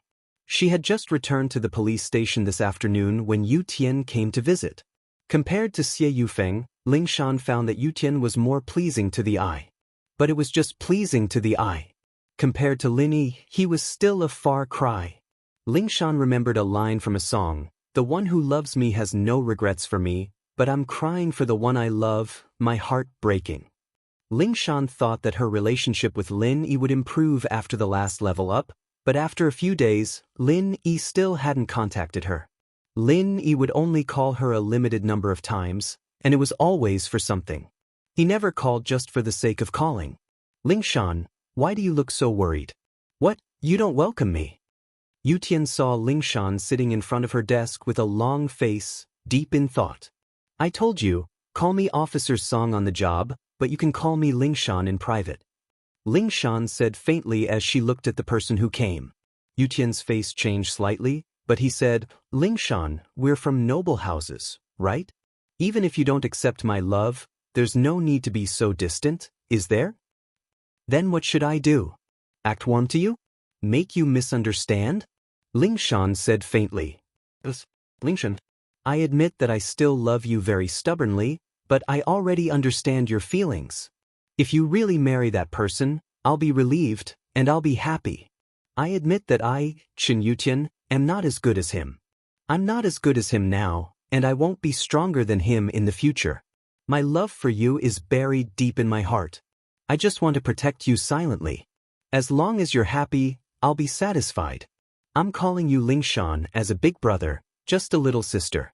If you don't agree, then I'll call you Officer Song from now on," Yu Tian said seriously. Ling Shan froze when she heard Yu Tian's words. She didn't expect Yu Tian to say something like this so openly.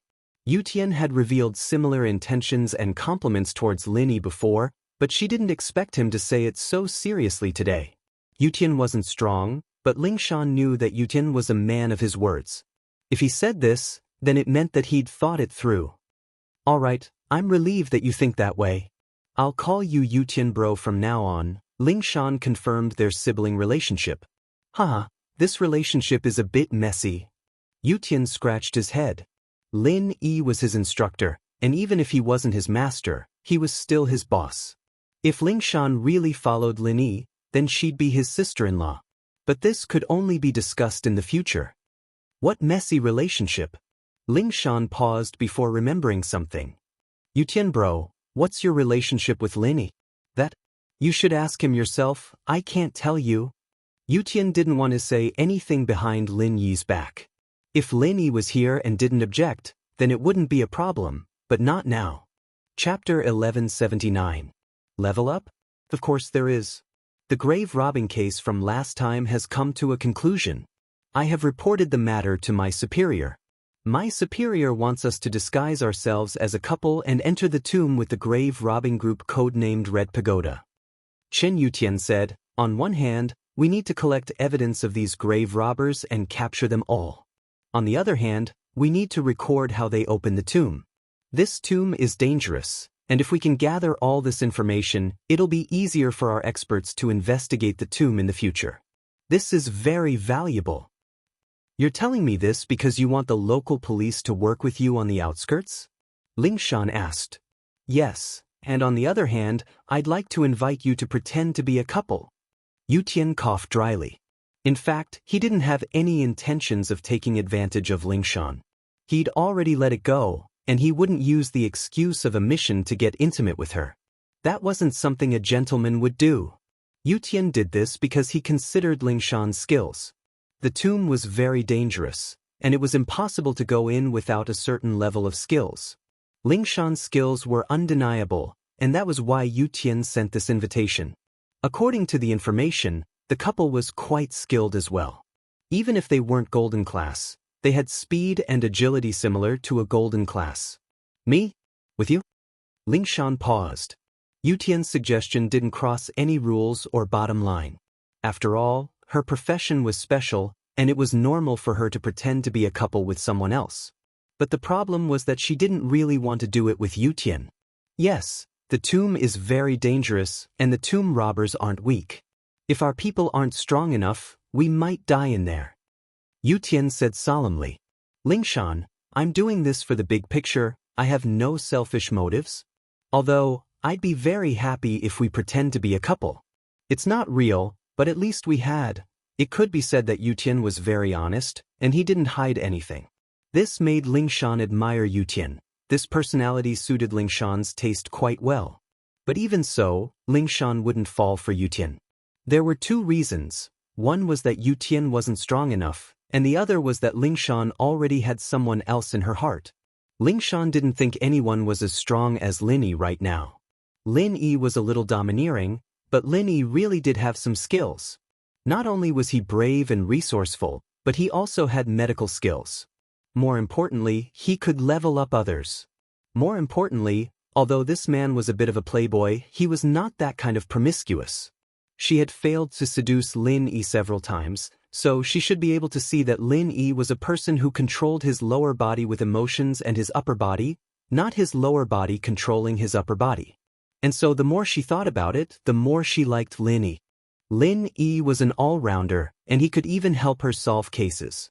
This matter, if we cooperate with you, what benefits will there be? Ling Shan was representing the local police to cooperate with Yu Tian, so she had to get something in return. At the very least, she couldn't let Yu Tian take all the credit. As for the credit, of course, we'll split it 50-50. That's fair, that's all. The stolen goods have to be turned in, and I'm very poor, so I don't have any bonuses. Yu Tian shrugged with a smile. I need money? Ling Shan rolled her eyes. All right, but as you said, the tomb is dangerous, and you're only a golden class early phase. The two of us aren't strong enough, so I'd like to get some help. Help? Lin Yi? Yu Tian was smart, and naturally he thought of Lin Yi. Ling Shan had two reasons for looking for Lin Yi. One was that with Lin Yi, she wouldn't have to pretend to be a couple with him anymore, but with Lin Yi. The second was that with a master like Lin Yi, the mission would be less dangerous. Yeah. Ling Shan nodded, blushing. Yu Tian saw right through her, and she felt a little embarrassed. Sure, as long as Lin Yi can help, I'll be even happier. Yu Tian said after a sigh. But what he said was the truth. Although he couldn't pretend to be a couple with Ling Shan anymore, there were some things that he had to let go of, and he wouldn't regret it once he made up his mind. But fighting side by side with Lin Yi was Yu Tian's dream, and now that it had come true, he was naturally happy. With Lin Yi as his helper, the difficulty of this mission would be much lower. All right, I'll talk to Lin Yi then. Ling Shan nodded. I'll go call Lin Yi. You wait for me outside? Don't worry, I won't eavesdrop. Yu Tian smiled, but he felt a little sour inside. Ling Shan was calling her lover, after all, and naturally she wouldn't say it in front of him. And so, Ling Shan went into the resting room and called Lin Yi. What's up? Lin Yi picked up. Miss Dummy misses you, can't I give you a call? Ling Shan wasn't too happy with Lin Yi's formal voice. Miss me? Why don't you miss me when you're not busy? Whenever you miss me, I'm busy. Lin Yi smiled bitterly. Ling Shan most likely had something to do with him. Ling Shan paused and then said happily, Does that mean that I can call you when I'm free? That's great, I usually want to call you but I don't dare, afraid that you'll scold me, so I have to find a reason to call you. Was. Lin Yi's eyes went wide, not knowing how to respond. Ling Shan's words were really hard to answer. Lin Yi couldn't just say that she'd call him when she was free, could he? Then she'd probably call him every couple of hours. But if Lin Yi didn't let her call him, wouldn't that mean that he'd let her find an excuse to call him? Lin Yi smiled dryly, changing the topic. Then why are you calling me this time? About leveling up? Leveling up? I want it. Ling Shan narrowed her eyes, thinking of a prank again. When will you give it to me? I really want it. Good man. Chapter 1180. Didn't want to go. Seduction.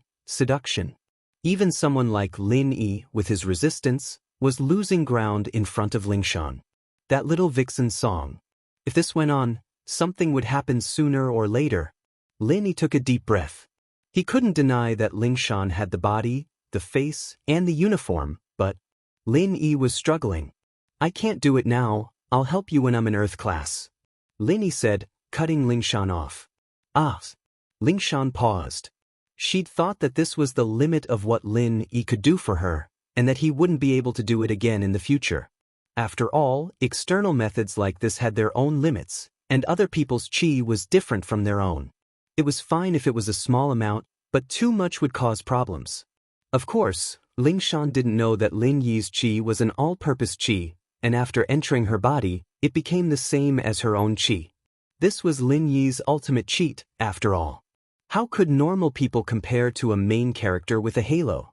It can still rise? Ling Shan asked, a little surprised. It was already good enough that she was golden class late phase peak, so how strong would she get if Lin Yi helped her? Could it be that he could level up and become a mystic class master? Yes, but you probably won't break through to Earth class. You'll probably only be mystic late phase peak. I haven't figured out the general pattern yet, but you'll always be a little lower than me. Lin Yi said, of course, don't tell anyone about this. I want people to line up at my house and ask me to help them improve their strength. I'm not an idiot, of course I won't tell anyone. Ling Shan said. How could she let other people know about this? But then she asked, can I really become a peak late phase mystic class? Ling Shan didn't dare imagine it, mystic late phase peak. That was the peak of all the noble houses in the common world. She had that kind of strength? And Lin Yi said that she was going to break through the Earth rank? Ling Shan was dumbfounded. Naturally, she knew that Lin Yi was strong, but she didn't know that Lin Yi was this strong. Everyone else's target was half a layer, but Lin Yi was an Earth class. Could it be that Lin Yi was already a mystic late phase peak master? With that thought, Ling Shan felt a surge of excitement in her heart. The man she had her eyes on wasn't wrong. Let's talk about it after I break through to Earth class. I don't know when I'll be able to do that. Lin Yi thought, I'm not even mystic late phase peak, and you're already thinking about it? Aren't you being too greedy? I've worked so hard to level up, and now that I've leveled up, you've leveled up. It's so unfair. But in fact, if someone were to hear Lin Yi's thoughts, they would probably vomit blood. You have a cultivation space, a cheat, and the ability to mass-produce experts. You're practically invincible. Do you still think it's hard? Sit. Ling Shan said quickly. Then little dummy girl, I'll wait for you to break through and wash yourself clean. I'll be waiting for you anytime. You called just to talk about this? Lin Yi was speechless. No, actually, there's one more thing. Don't you know about Lu Bojia? Chen Yutian found me and asked me to go with him to pretend to be a couple and carry out a mission. I'd like to invite you to come with us. With your skills, it'll reduce the danger. Ling Shan got to the point. Rob tombs with you guys? Lin Yi blinked. Not with us, but to catch the tomb robbers. We'll also record how to activate the tomb's mechanisms to help our archaeology. Ling Shan explained. Not interested. Lin Yi said faintly. I'm staying here to protect Meng Yao and Yushu. Xiao family's been working with some hidden house pie lately, and they've sent a couple of practitioners to protect Xiao family. I think they'll come looking for trouble sooner or later. Go Huli even brought a lion here to cause trouble. Brought a lion? Ling Shan paused. No way? Where's the lion? My golden class dog chased it up a tree, and it's still up there. Lin Yi smiled. I leveled up that dog. Ling Shan was speechless. Lin Yi really had nothing better to do, leveling up a golden-class dog. But this also showed how strong Lin Yi was. Creating practitioners was no problem at all. Don't you have some medical knowledge? According to our research, this tomb might very well be the tomb of the folk medicine Saint Zhang Liju. Aren't you interested? Ling Shan started tempting Lin Yi, taking out the things Lin Yi was most interested in. There might be some ancient books in there. Of course, I can't give you the originals, but I can give you the copies. Ling Shan was a principals. She couldn't just use relics to please Lin. He could look, but he definitely couldn't take them away. But Lin Yi wouldn't be able to use the originals even if he wanted them. Not too interested. Lin Yi still wasn't interested. His old man had thousands of ancient books, and he couldn't even finish them all. Why would he look at other people's? Plus, he really didn't have the time. Going into the tomb would take him at least 10 days to half a month. Ling Shan didn't expect that even this wouldn't attract Lin Yi's attention. She was a little disappointed. Think about it a little more. Just think of it as protecting Miss Dumbo. It's dangerous in there. Aren't you afraid that Miss Dumbo will die? Then don't go. Lin Yi said. Anything else? No, nothing else. Ling Shan was a little disappointed, but there was nothing she could do. She couldn't force Lin Yi to go if he didn't want to. Think about it a little more. It's not that urgent. Maybe the Xiao family's problem will be solved by then. We'll talk about it later. With that, Lin Yi hung up. After hanging up, Lin Yi walked out of the room and into the living room. Lin Yi had sensed it when Go Huli came with the lion. There were curtains in Lin Yi's bathroom, but one could still see the outside of the villa through the gaps. But Lin Yi relaxed after seeing Yushu and General Wei Wu come out. General Wei Wu was more than enough to deal with a lion. Chapter 1181. She spilled the beans. I saw it. Lin Yi smiled. How's the lion now? I don't know. Let's go take a look together, see if it's dead or surrendered. Yushu was eager to know the result after hearing Lin Yi's words. Meng Yao wasn't interested at first, but after hearing Yushu and Lin Yi's words, she was curious as well. She stood up and followed them out of the villa. But when they walked out, they saw a spectacular scene. General Wei Wu was leaning against the shade of a tree, and the lion was respectfully squatting beside General Wei Wu. It was fanning General Wei Wu with a broken piece of paper in its front paw. What? General Wei Wu has a follower. Yushu's eyes widened, shocked. Lin Yi wasn't surprised at this result. It was just a lion after all. It was a piece of cake for General Wei Wu to take care of it. Shield bro, now that you have 2 followers, you can go out without worry when we're at home. Yushu said happily, now we have another guard. Meng Yao couldn't help but smile as well. A lion fanning a dog was something that could only be seen in cartoons, but it was happening right in front of her eyes. Meng Yao couldn't believe it. But then again, ever since Lin Yi moved into the villa, too many unbelievable things had happened in the house. This lion is a little weak, and it might not have surrendered wholeheartedly. It's just afraid of General Wei Wu's aura, Lin Yi said faintly as he looked at the lion not far away. Oh. Yushu paused. This lion was faking its submission? Did that mean it wasn't very loyal? Yushu wasn't an idiot, and this was the case in real life. Some people were forced to submit to pressure and power, but in reality, they were waiting for the right opportunity to retaliate. They wouldn't go easy on their enemies, however. Yushu looked at the lion's eyes after hearing Lin Yi's words. Lin Yi's words weren't sincere at all. Yushu felt that Lin Yi's words made sense. She sighed. Then what should we do? Will it be able to faithfully look after our yard? Hee, as long as it isn't as strong as General Wei Wu, it will still guard this place seriously. Lin Yi understood that sometimes, it didn't matter if one was sincere or submissive, as long as one's strength was there, the result would be the same. Oh, then let's keep it for now. Yushu nodded in satisfaction at Lin Yi's words. Hey, lion, you need to protect the yard, okay? Don't let strangers in, or I'll get General Wei Wu to deal with you. Understand? A woo. The lion seemed to be quite intelligent, and seemed to understand Yushu's words. Yu Feng was in a very good mood after breaking through to Mystic Mid-Phase. After thinking about it, he decided to give Ling Shan a call and change his image today. Otherwise, he'd be too weak to let Ling Shan see him beaten up like that. Ling Shan called Lin Yi and got rejected by Lin. She wasn't in a good mood, and came out of the room with a dark expression on her face. How is it? Ling Shan, did Lin Yi agree? Yu Tian asked worriedly, as if he was even more worried than Ling Shan. No. Ling Shan shook her head. I asked him to think about it, but he didn't reply. Man, if Lin Yi joined this mission, we'd have a higher chance. Yu Tian sighed as well. This mission is very dangerous. I don't want anything to go wrong. Me too, of course. Ling Shan said. It looks like I'll have to keep begging him. Ling Shan's phone rang again as they were talking, delighting her. She thought that it was Lin Yi calling back, and that he'd changed his mind. But when Ling Shan took out her phone, it was an unknown number. Hello, I'm Song Ling Shan. Ling Shan picked up the phone and said her name in a formal manner. It's Yu Feng. Yu Feng said excitedly.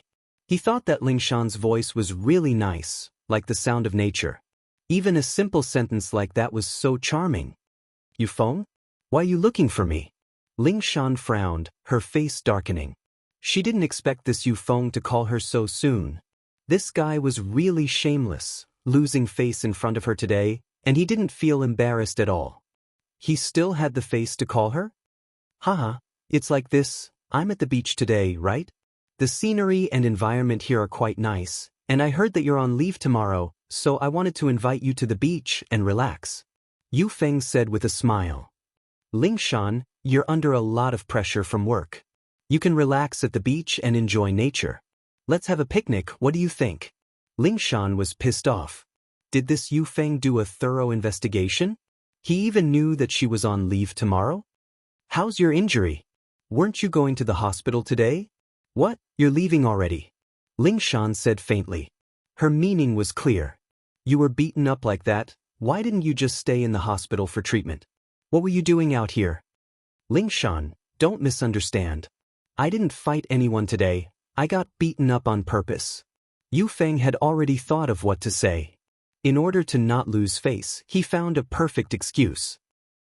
You got people to beat you up on purpose? Ling Shan paused. Was there an idiot like that in this world? Looking for a beating? Was he itching for a beating? Yu Feng said seriously, Ling Shan, this is actually a method I came up with myself to train and level up. I call this method of leveling up cadence. What is the cadence? It's suppressing and showing off. Every time I reach a bottleneck, I'll use this cadence to level up. First, I'll suppress myself, and this means that I won't fight back, I'll just endure it. When I can't take it anymore, I'll explode and level up. Then you broke through? Ling Shan asked faintly. Yeah, I broke through. Yu Feng said proudly. I'm a mystic mid-phase now. Chapter 1182. I'll talk to him, right. I was mystic mid-phase. I'm at mystic mid-phase peak now. Yu Feng jumped in fright, remembering that he'd told Ling Shan that he was one level stronger than her. He'd almost let it slip. Is that so? Congratulations then. What did Ling Shan do for a living? She knew that Yu Feng was lying the moment she heard it.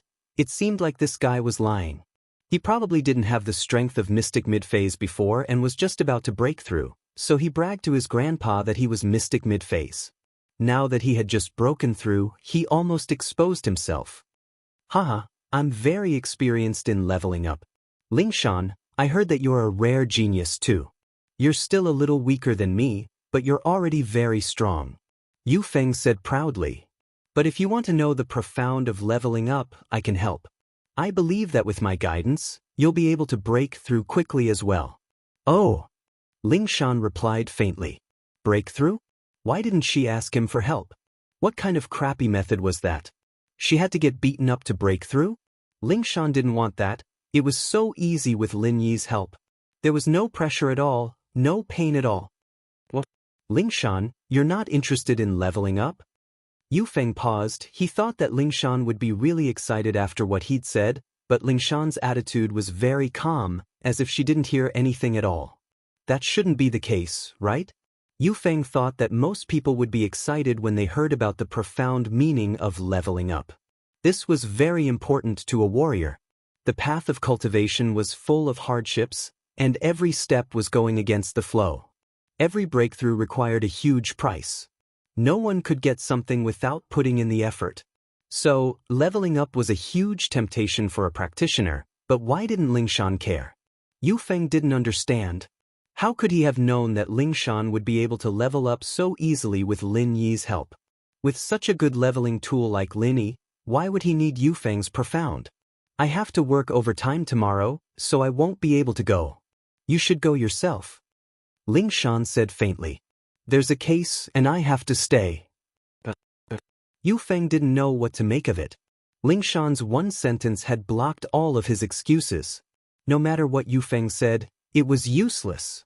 Lingshan had a job, she couldn't just give it up, could she? Is there anything else? Lingshan asked. No more. Yufeng said helplessly. If there's nothing else, I'm hanging up, Lingshan said and put the phone on the table, letting out a long breath. She didn't know why, but Lingshan felt a sense of disgust when she heard Yufeng's voice. Who's calling? Lingshan, you don't seem too happy? Yutian looked at Lingshan curiously. House Yu's Yufeng, I don't know what's going on, but my grandpa wants me to marry House Yu to House Yu. Lingshan didn't hide anything from Yutian and told him her troubles. What, Yufeng? Yutian froze, looking at Lingshan in disbelief. You're saying that your old song wants to marry House Yu? What's going on? How would I know? Lingshan rolled her eyes helplessly. Didn't I always say that the man in the future would be stronger than me? Grandpa remembered it, and I don't know how he got in touch with House Yu, saying that Yufeng was stronger than me, so he made a deal with them privately. I didn't think that Yufeng would come looking for me. But don't you like Lin Yi? You and Yufeng? Yutian asked, agitated. I don't like Yufeng at all. Lingshan shook her head. But Grandpa won't listen when I tell him, so I can only deal with it for a while. Hopefully this Yufeng will back off. I see. If that's the case, I'll talk to him when I see him and explain things to him. Hopefully he'll give up on his own. Yutian, on the other hand, knew about the marriage between noble houses, but it wasn't impossible to cancel the marriage if both parents objected. And so, Yutian thought that since Yufeng and Lingshan hadn't broken up yet, he'd talk to him about it, and maybe he'd let go. They were both men after all. If he could let go, what about Yufeng? Yutian bro, it's best if you don't go. I don't have a good impression of this Yufeng, but I don't think he's a good person to deal with. You should just ignore him. He'll probably give up after hitting a wall a few times. Lingshan knew Yutian's temperament. She was afraid that he wouldn't be a match for Yufeng if they really fought. Don't worry, I know what I'm doing, Yutian said. Then if he doesn't give up after a while, you'll talk to him again? Lingshan had no choice but to delay. Alright. If he still doesn't give up after a while, I'll talk to him. Yutian nodded.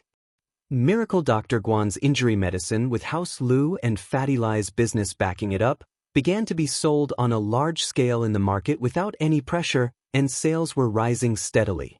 Especially after the effects of the medicine were verified by the consumers, the sales volume doubled. Fatty Lai was overjoyed by the huge supply, but he had no choice but to take a loan and invest in the production line as soon as possible. From the looks of it, it wouldn't be long before the stock ran out, and the market would be out of stock. Although this would create a situation where the demand exceeded the supply, the consumers would also have negative feelings towards Miracle Dr. Guan's injury medicine. Being out of stock was always uncomfortable. And so, in order to prevent this from happening, Fatty Lai gathered people and started working overtime to increase production. From the looks of it, the new product hadn't even been put into production yet, and they had to make way for the injury medicine. Even if they increased production, they wouldn't have the extra production lines to produce the new painkillers. It was already good enough that they could supply the entire country with the injury medicine. This was something that Fatty Lai didn't foresee. He didn't think that the injury medicine would be so popular and affect the entire country. He originally only wanted to push it into the market in the province and nearby provinces, but he underestimated the network effect. As of now, everyone knew about Miracle Dr. Guan's injury medicine. Chapter 1183. House Kang's Shakdonghai, House Kang's Mansion. Looking at Miracle Dr. Guan's injury medicine being released into the market in large quantities, the Kangs were dumbfounded. Didn't I tell you to control the raw materials? What's going on? Where did Miracle Dr. Guan's medical company get so many raw materials? Dr. Kong looked at the news and smashed the teacup in his hand onto the floor. He yelled at Kong Geifeng, tell me, what's going on? Aren't you in charge of the raw materials? Dad, I did buy all the raw materials. I bought all the bad ones too. There shouldn't be any stock left in the market. Kong Geifeng said with a bitter face, unless they started buying raw materials in large quantities a few years ago, the raw materials in the market would be monopolized by us. A few years ago? How is that possible? Did they prepare for a few years before releasing the product into the market? Do you think that's possible? Dr. Kong said angrily. I don't think it's possible either. But other than that, there's no other explanation. Kong Geifeng said helplessly, I've already asked all the raw material suppliers, and they don't have any stock left. I even offered to buy them at a high price, but they couldn't take it out. So this proves that they don't have any stock left. Out of stock? Is it a ghost? This Miracle Dr. Guan's injury medicine is constantly being sent into the market. More than what we have, that means you have everything you need. We can't even keep the cost down at this price. Miracle Dr. Kong humphed coldly. Maybe they're making a loss to attack us. Kong Geifeng said hesitantly, this is a common business tactic, many people use it.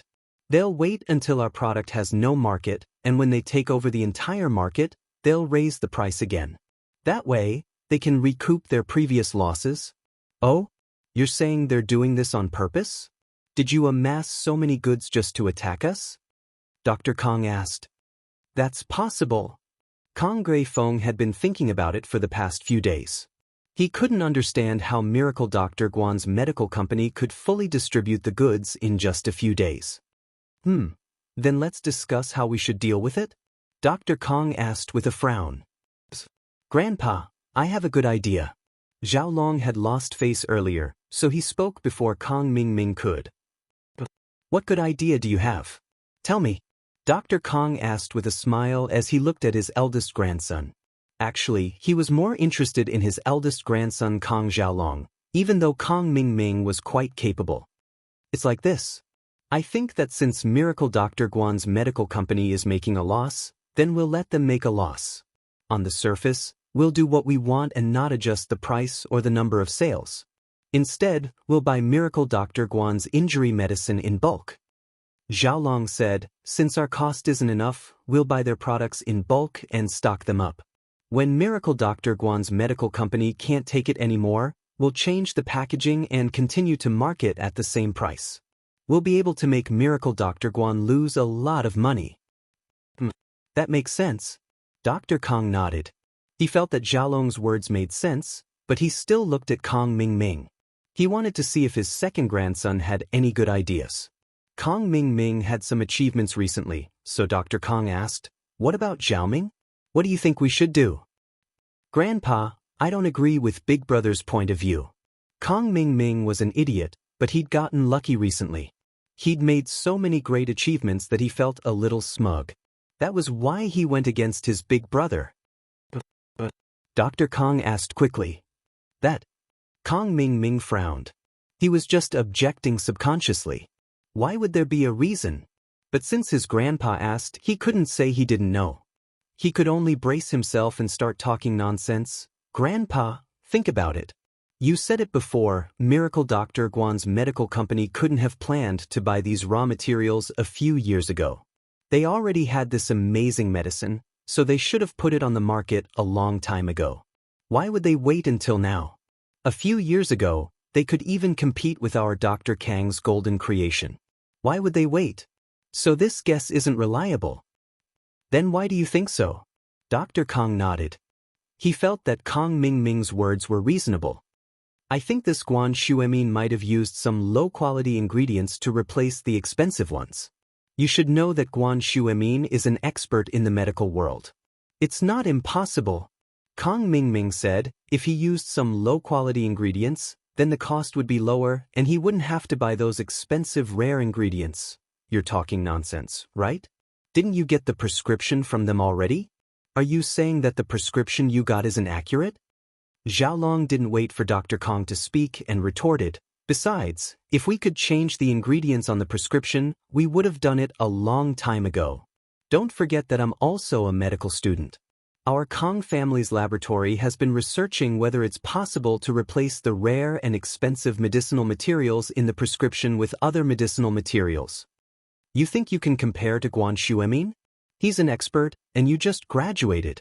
Brother, it's good that you're confident, but too much confidence is just arrogance and conceit." Kong Mingming said, "Either way, I'm sticking to my own point of view.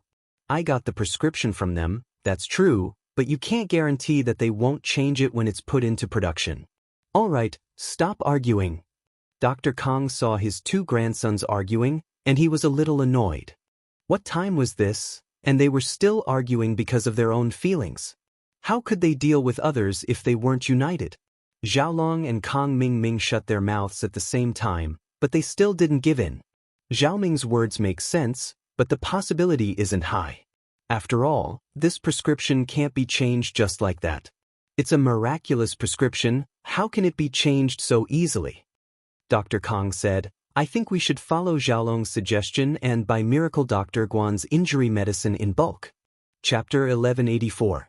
Going for wool and coming home shorn, don't be too happy. If we didn't cancel the engagement with the Xiao family, our house Kong would have been flying high by now. You were the one who opposed your brother's point of view. Actually, Xiaoming's point of view is right. You need to learn from him.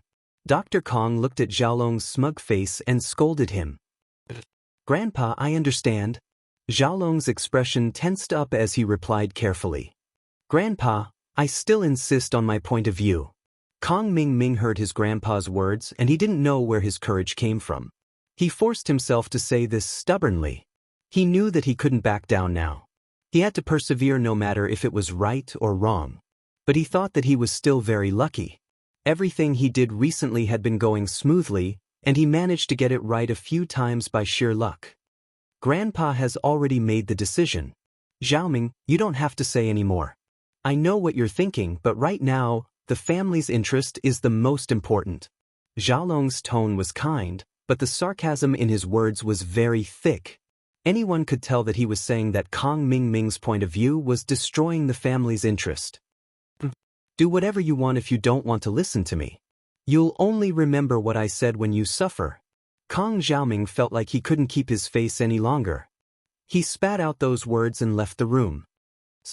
Miracle Dr. Kong looked at his second grandson's back, his heart a little conflicted. Was his second grandson really a man of great potential? Every time he raised a point of view, it was so shocking, but every time it was right on the mark. Was it really a coincidence, or did he see something? However, the stocking up this time didn't affect the family's profits much. Even if Miracle Dr. Guan's medical company continued to sell at this price, the family wouldn't lose anything. At most, they would just have to spend a little more effort. With that thought, Miracle Dr. Kong relaxed a little. The lion went to House Chu to be a follower, and Go Huli wasn't happy about it. This was a tamed lion that she had spent a great deal of effort to buy. How could Go Huli be willing to let the Chu clan have it so easily? The more she thought about it, the angrier she got. She couldn't sleep the whole night. The next morning, Go Huli went to House Chu to ask for the lion back. But Go Huli didn't know what to do. After all, if she asked for the lion just like that, not only would they not give it to her, they'd even scold her. With Yushu's ruthlessness, she'd definitely scold her. At the entrance of House Chu's mansion, Go Huli tiptoed and peeked in. She saw the lion lying in the yard, not moving at all. Go Huli felt like it was a godsend. Go Huli smiled and walked towards the lion. Go Huli smiled and walked towards the lion. Lion, little lion, sweetheart, come back with me? Huli smiled and walked over to the lion. The lion raised its eyelids lazily and looked at Go Huli before lowering its eyelids. It didn't even care about Go Huli, not even bothering to make a sound. Awoo! Go Huli saw that the lion ignored her and lowered her voice to mimic the lion. She thought that since the lion was male, she'd be able to attract the lion's attention if she mimicked a lioness. But the lion didn't react at all. It didn't even look at Go Huli. Go Huli panicked, thinking that the lion didn't hear her. She raised her voice and roared again, "Awoo! Awoo!" But the lion still didn't care. Go Huli panicked even more. "Awoo! Awoo! Awoo! Awoo!" This time, she didn't attract the lion, but Yushu came out of the villa. Yushu thought that the lion was bored and came to teach it a lesson. But when she came out, she saw that it wasn't the lion, but Go Huli. Yushu looked at Go Huli confusedly. "Old woman, your lion is gone, so you're pretending to be a lion to get attention?" Go Huli heard Yushu's words and got angry from embarrassment. Pretending to be a lion? She just wanted to bring the lion back, but the lion didn't care about her at all. What could she do? Pretending to be a lion? "I'm going to bring the lion back." Go Huli humphed. "Oh, do what you want then," Yushu said nonchalantly and went back to the villa. Go Huli was left here.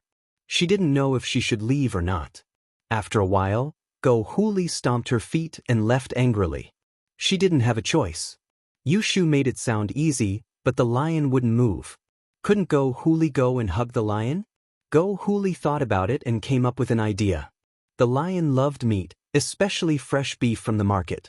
With that thought, Go Huli quickly went home and drove to the market. She bought a big piece of fresh beef and went back to Mingyao's villa. "Lion, lion, I bought your favorite beef. Want to go home with me?" Go Huli tempted the lion with the beef. Under the temptation of the beef, the lion looked up at Go Huli and stood up with a howl. Go Huli was overjoyed. An animal was an animal. Milk was a mother. She gave it food, so why wouldn't it go home with her? "Little lion, come home with me. I'll give you big fish and meat every day. I promise you'll eat well." Go Huli raised the bag of beef in her hand proudly. The lion stood up and walked to Go Huli. It raised its head and bit down, snatching the bag of beef from her hand. Go Huli was afraid that the lion would bite her hand and let go subconsciously. The bag of beef went into the lion's mouth.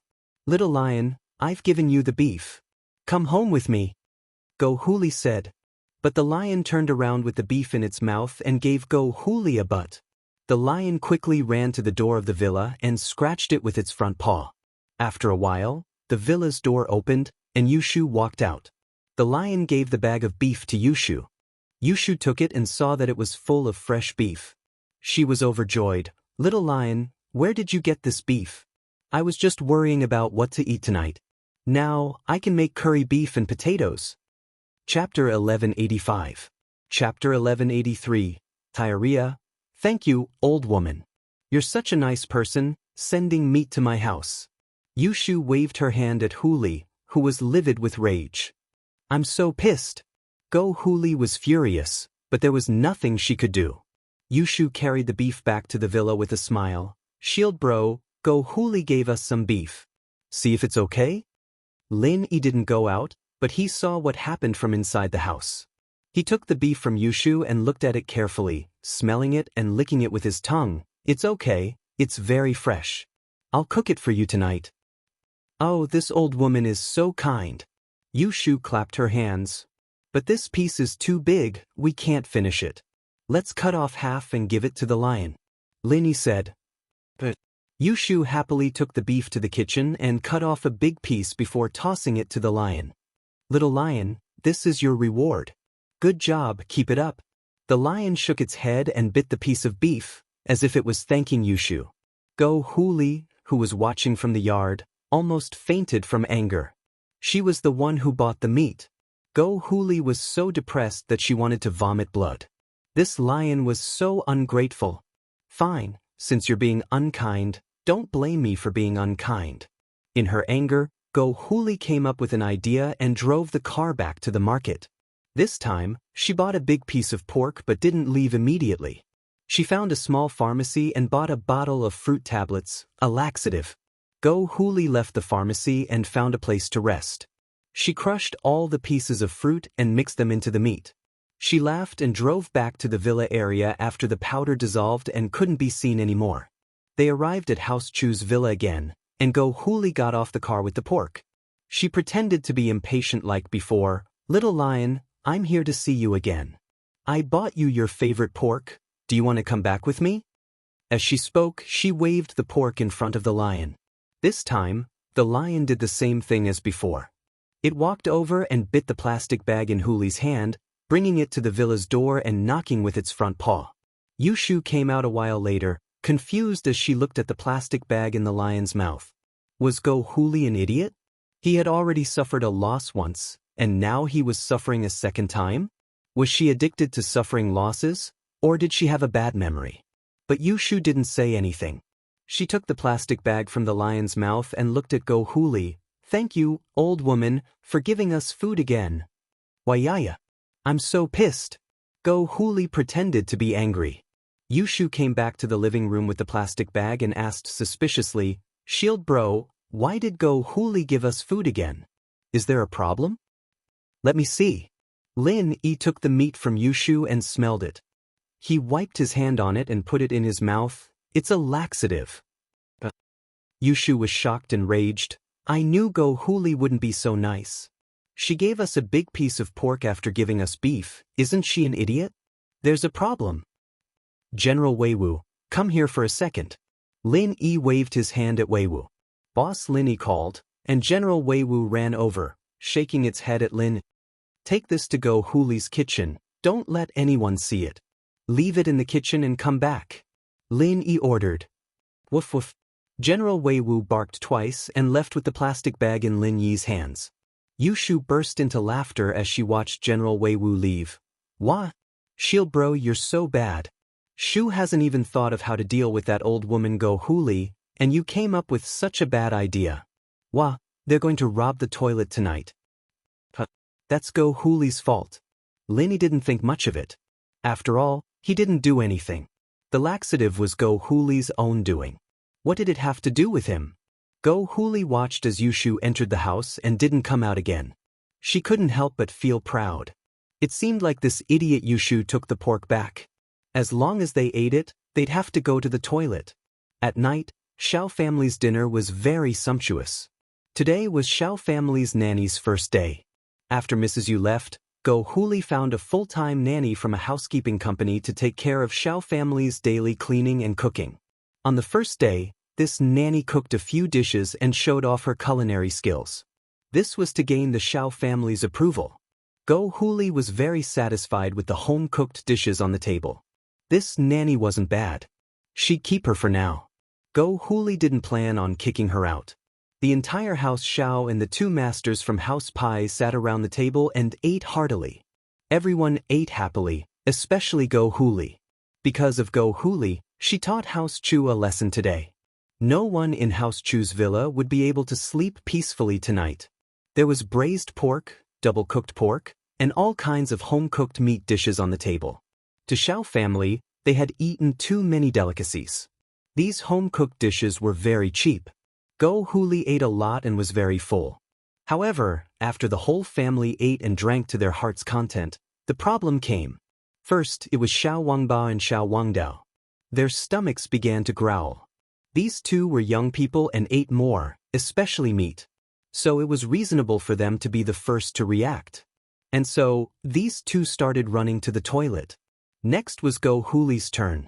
Because of her mood, Go Huli ate a lot, especially meat. So, she started running to the toilet as well. Then it was Xiao Ji, Xiao Ben and Xiao Ben's wife. Finally, it was the two masters from House Pai. The two masters from House Pai ate a lot as well, but because of their strong physique, they waited until the last to react. Chapter 1186. Go Huli, dumbstruck seeing the Xiao family start to have diarrhea, Nanny Lu's face was as white as a sheet. Without a doubt, she was the only one who didn't eat with the Xiao family, and she was the only one who didn't have diarrhea. This meant that there was something wrong with the food she prepared. "Nanny Lu, what kind of food is this? Are you trying to kill us?" Finally, the diarrhea came to an end, and Go Huli leaned on the sofa with a pale face. The rest of the Xiao family were also lying on the sofa and chairs, except for the two masters from House Pai. They were martial artists after all, and their bodies were stronger than normal people. But even so, their faces were pale, and there was sweat on their foreheads. As the saying goes, a man can't stand 3 splashes of shit. Big man? I don't know either. I used ready-made ingredients. The ingredients were bought by young master and young master from the supermarket. I was in charge of cooking. Nanny Lu answered very carefully. Although she didn't know why this happened, she couldn't avoid the responsibility since everyone in the Xiao family had a stomachache. Is that so? Wang Ba, Wang Dao, did you guys buy something that's not fresh? Go Huli turned her gaze to Wang Ba and Wang Dao. No, we bought it from the supermarket, and it's very fresh. We can't buy something that's not fresh. Wang Ba said, feeling wronged. Our Xiao family is not the same as before, and there are two masters from House Pai here. I couldn't buy processed meat, I bought the best. That's weird. Could it be that there are some things that can't be eaten together? Go Huli held her stomach and frowned. Wait, bro, do you remember that when we bought meat, we didn't buy streaky pork, only the tenderloin? How did you make this braised pork? Wang Dao slapped his thigh. Yeah, we didn't buy streaky pork. Xiao Wang Ba suddenly remembered something. Auntie Lu, where did this streaky pork come from? Did you buy it yourself? No. Nanny Lu felt wronged. The streaky pork is with the other ingredients in the kitchen. I'm still on probation and haven't gotten paid yet. How could I possibly spend my own money to buy meat? You're right. Where did the streaky pork come from? Xiao Ben felt that Nanny Lu didn't seem to be lying, and it was impossible for his son and the eldest family's son to join forces to lie. The only possibility was that there was something wrong. At first, Xiao Ben didn't think there was anything wrong with it. Wasn't it just diarrhea after running? But after listening to Auntie Lu and her son's words, she suddenly felt that something was wrong. Second master, I don't know either. Nanny Lu quickly said, by the way, there is still a large piece of streaky pork left in the kitchen. I haven't finished it yet. It's in the kitchen now. Why don't you go and have a look? Of course I have to go and take a look. Xiao Ben said solemnly, standing up first. Xiao Ji, Go Huli, Xiao Ben's wife, Xiao Wangba, and Xiao Wangdao also stood up and went to the kitchen. As expected, Xiao Ben saw a large piece of raw streaky pork in the fridge. It was wrapped in a plastic bag with a price tag on it. Today's date is written on the tag. It should be a fresh piece of meat. Xiao Ben picked up the pork and frowned. Huli, who was standing behind, froze when she saw the bag in Xiao Ben's hand. She stared at the bag as if she was struck by lightning. Her eyes widened. How could she not recognize this bag of streaky pork? She had bought it from the market before. She could still remember the price tag clearly. At this moment, Huli finally understood why she and the entire Xiao family had diarrhea. It was because she put laxatives in the pork herself. Huli's face turned pale at the thought. But what Go Huli didn't understand was how the meat ended up in her kitchen. Didn't the lion give it to Yushu? Could it be that the meat could fly and came here by itself? Go Huli felt as if she had swallowed a fly. She was reaping what she sowed. This meat wasn't bought from the supermarket. It was bought from the market.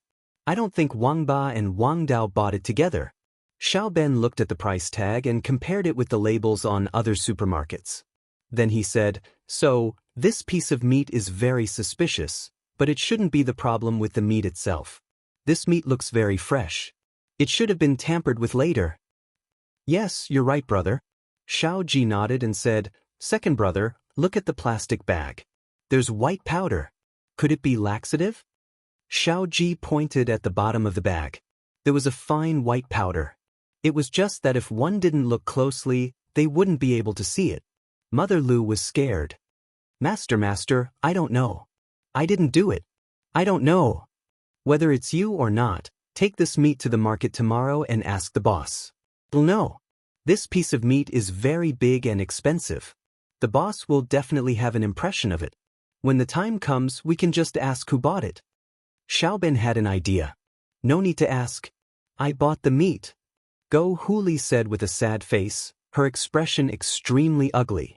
Although it was unfortunate, Go Huli had to admit it. It was very strange after all, and she wanted Xiao Ben to analyze it for her. You bought it? Sister-in-law, you bought it? Xiao Ben paused. He looked at Huli strangely. He didn't believe that Huli would poison the Xiao family. Plus, Huli ate it herself. She was a victim too. You bitch. Are you trying to kill the Xiao family?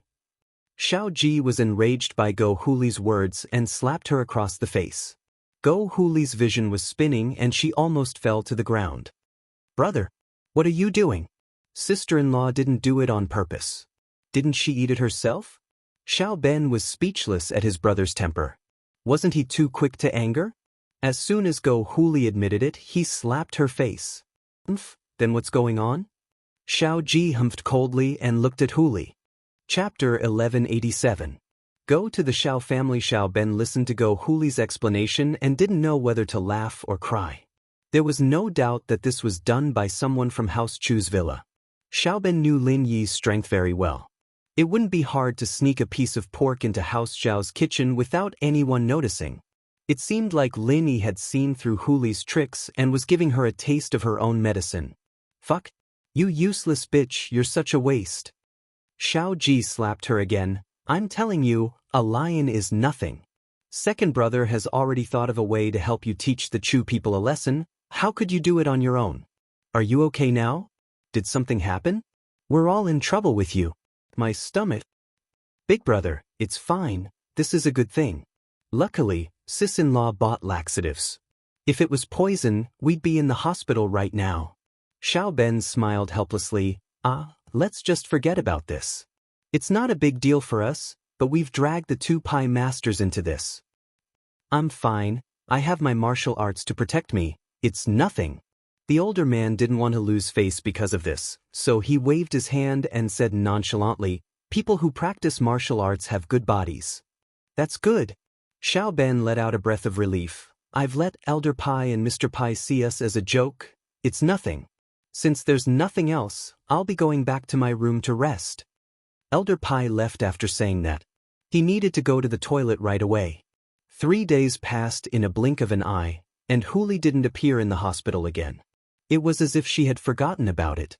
Other than Manager Zhang from the housekeeping company coming to Mrs. Yu's room with some compensation, no one else showed up. Gooden said that his boss was a great healer, and that he should have a way to heal her mother's leg, but his boss hadn't come to check it himself, nor had he come to give a conclusion. Yuan was still a bit worried. Zhou Jiaming, do you think? That boss of yours, can he really heal Mom? Of course he can. Yuan, do you believe me? Just trust me, I won't lie to you. Gooden patted his chest. But Yuan let out a breath of relief upon hearing Gooden's confidence. Yuan, the evil master of this lion still hasn't appeared. I need to go get an explanation from her. We can't just get bullied for no reason. Gooden had been keeping track of the time these days. 3 days was up, and he couldn't sit still anymore. How about, just forget it? I'm afraid that you're not their opponent and will cause more trouble. Yuan said with some worry. It had been a few days since the incident, and Yuan's mentality had also calmed down a little. Other than some sadness, there wasn't as much anger as before. That won't do. My boss said, if someone dares to bully us, then we have to bully them back, and we have to bully them twice as much. I can't lose face for boss. You're my friend. If you get bullied, it's the same as me getting bullied. I need to get an explanation. Gooden said, a little agitated. Men, be careful then. If they don't listen to reason, then forget it. Yuan didn't have a choice now that Gooden insisted. These 2 days, Gooden had gotten the address of his employer from his mother. Yuan knew Gooden's personality, and she knew that she couldn't stop him even if she wanted to. Got it, I'll go get them now. If that bitch doesn't give me an explanation, I'll kill that lion with one punch. Gooden said and walked out of the room, looking for Go Huli's house. Yuan sighed as she watched Gooden leave. She didn't know if she should be happy or troubled. With Gooden by her side, naturally, they felt safer than before, but Gooden was so reckless, wanting to kill people for no reason at all. This made Yuan worried and troubled. She hoped that he didn't cause any trouble. Gooden was smarter this time. In order to avoid getting lost, he had a map of Songshan in his pocket, following the markings on the map to the Xiao house's villa.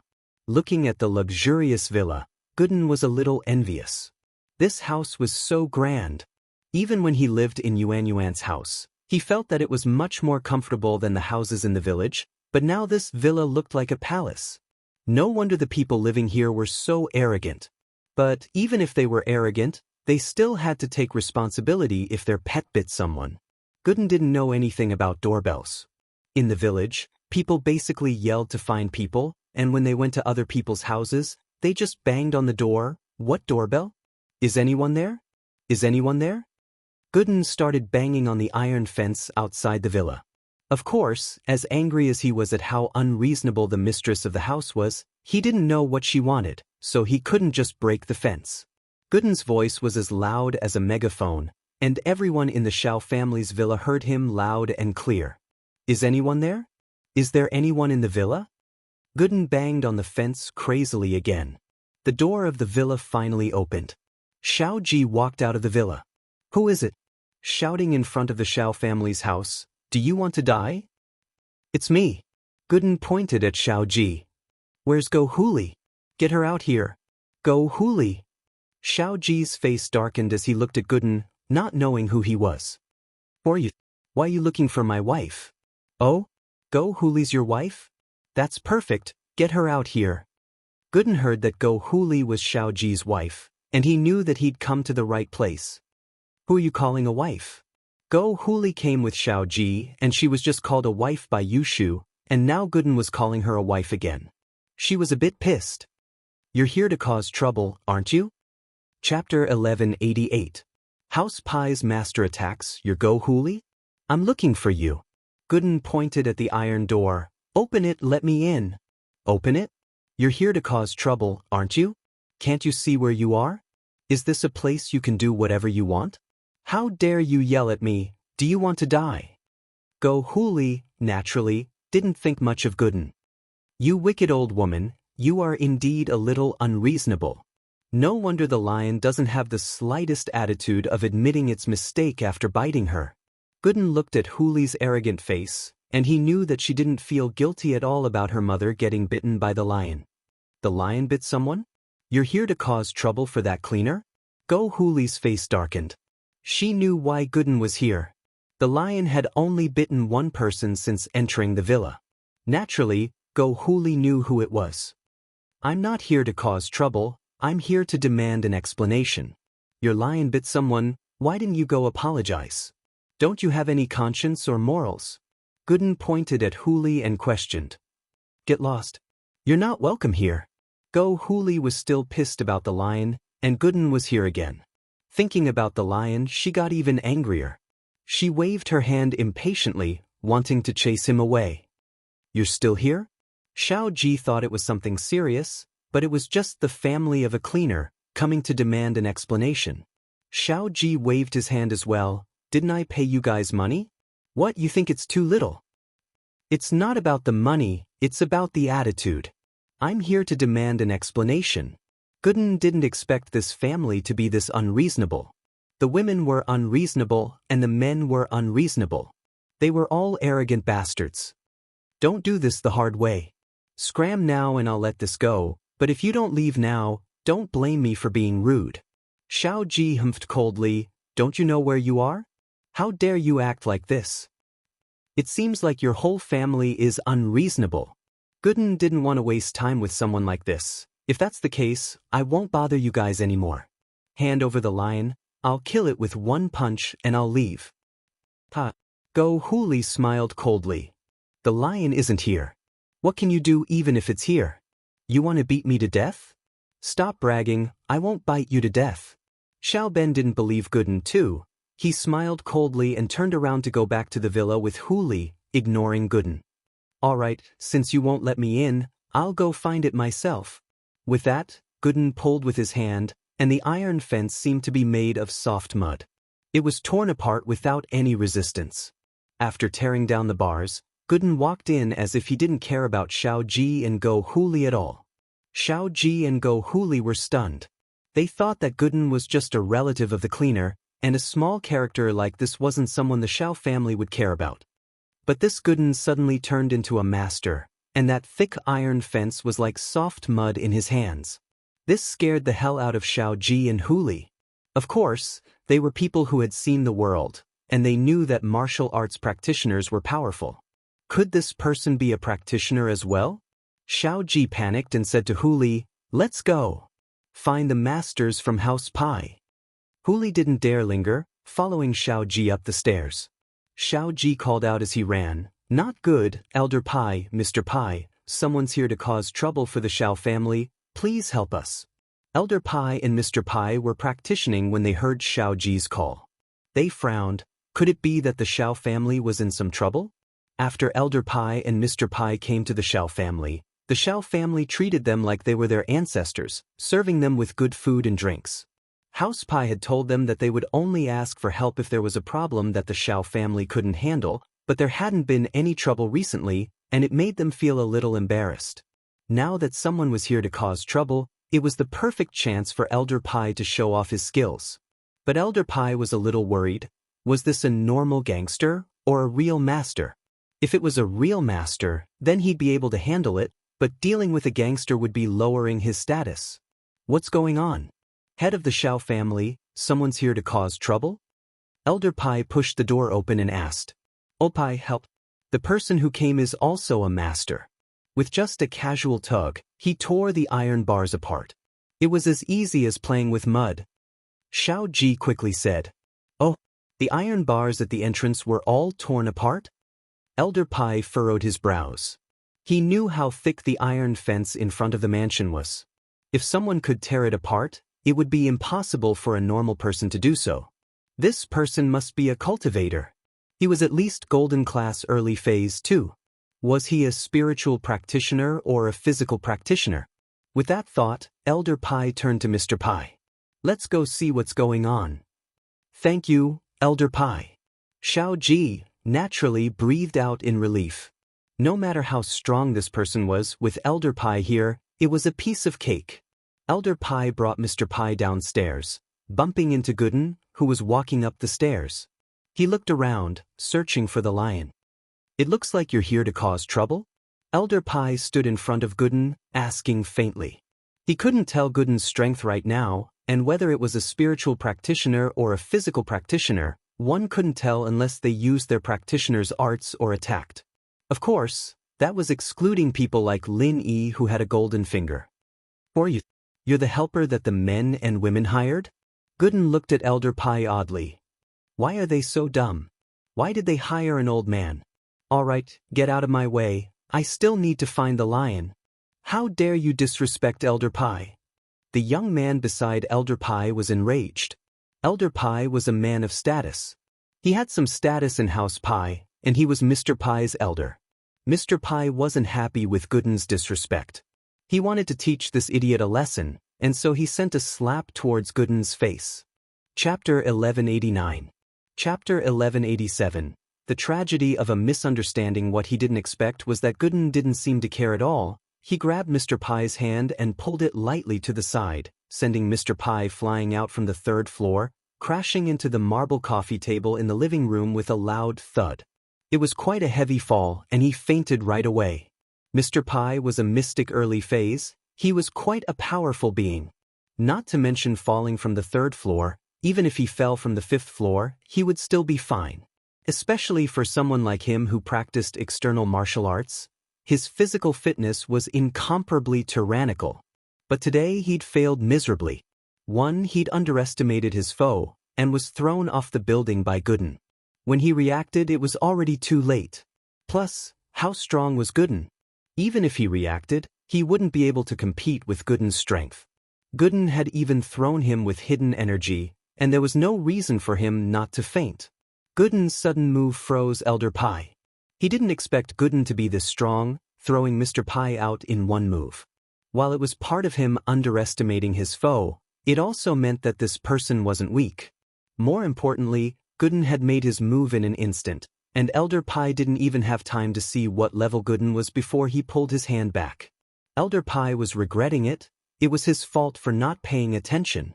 But the more he thought about it, the angrier he got. He'd lost face in front of a junior. Kid, which force are you from? Are you here to have sex?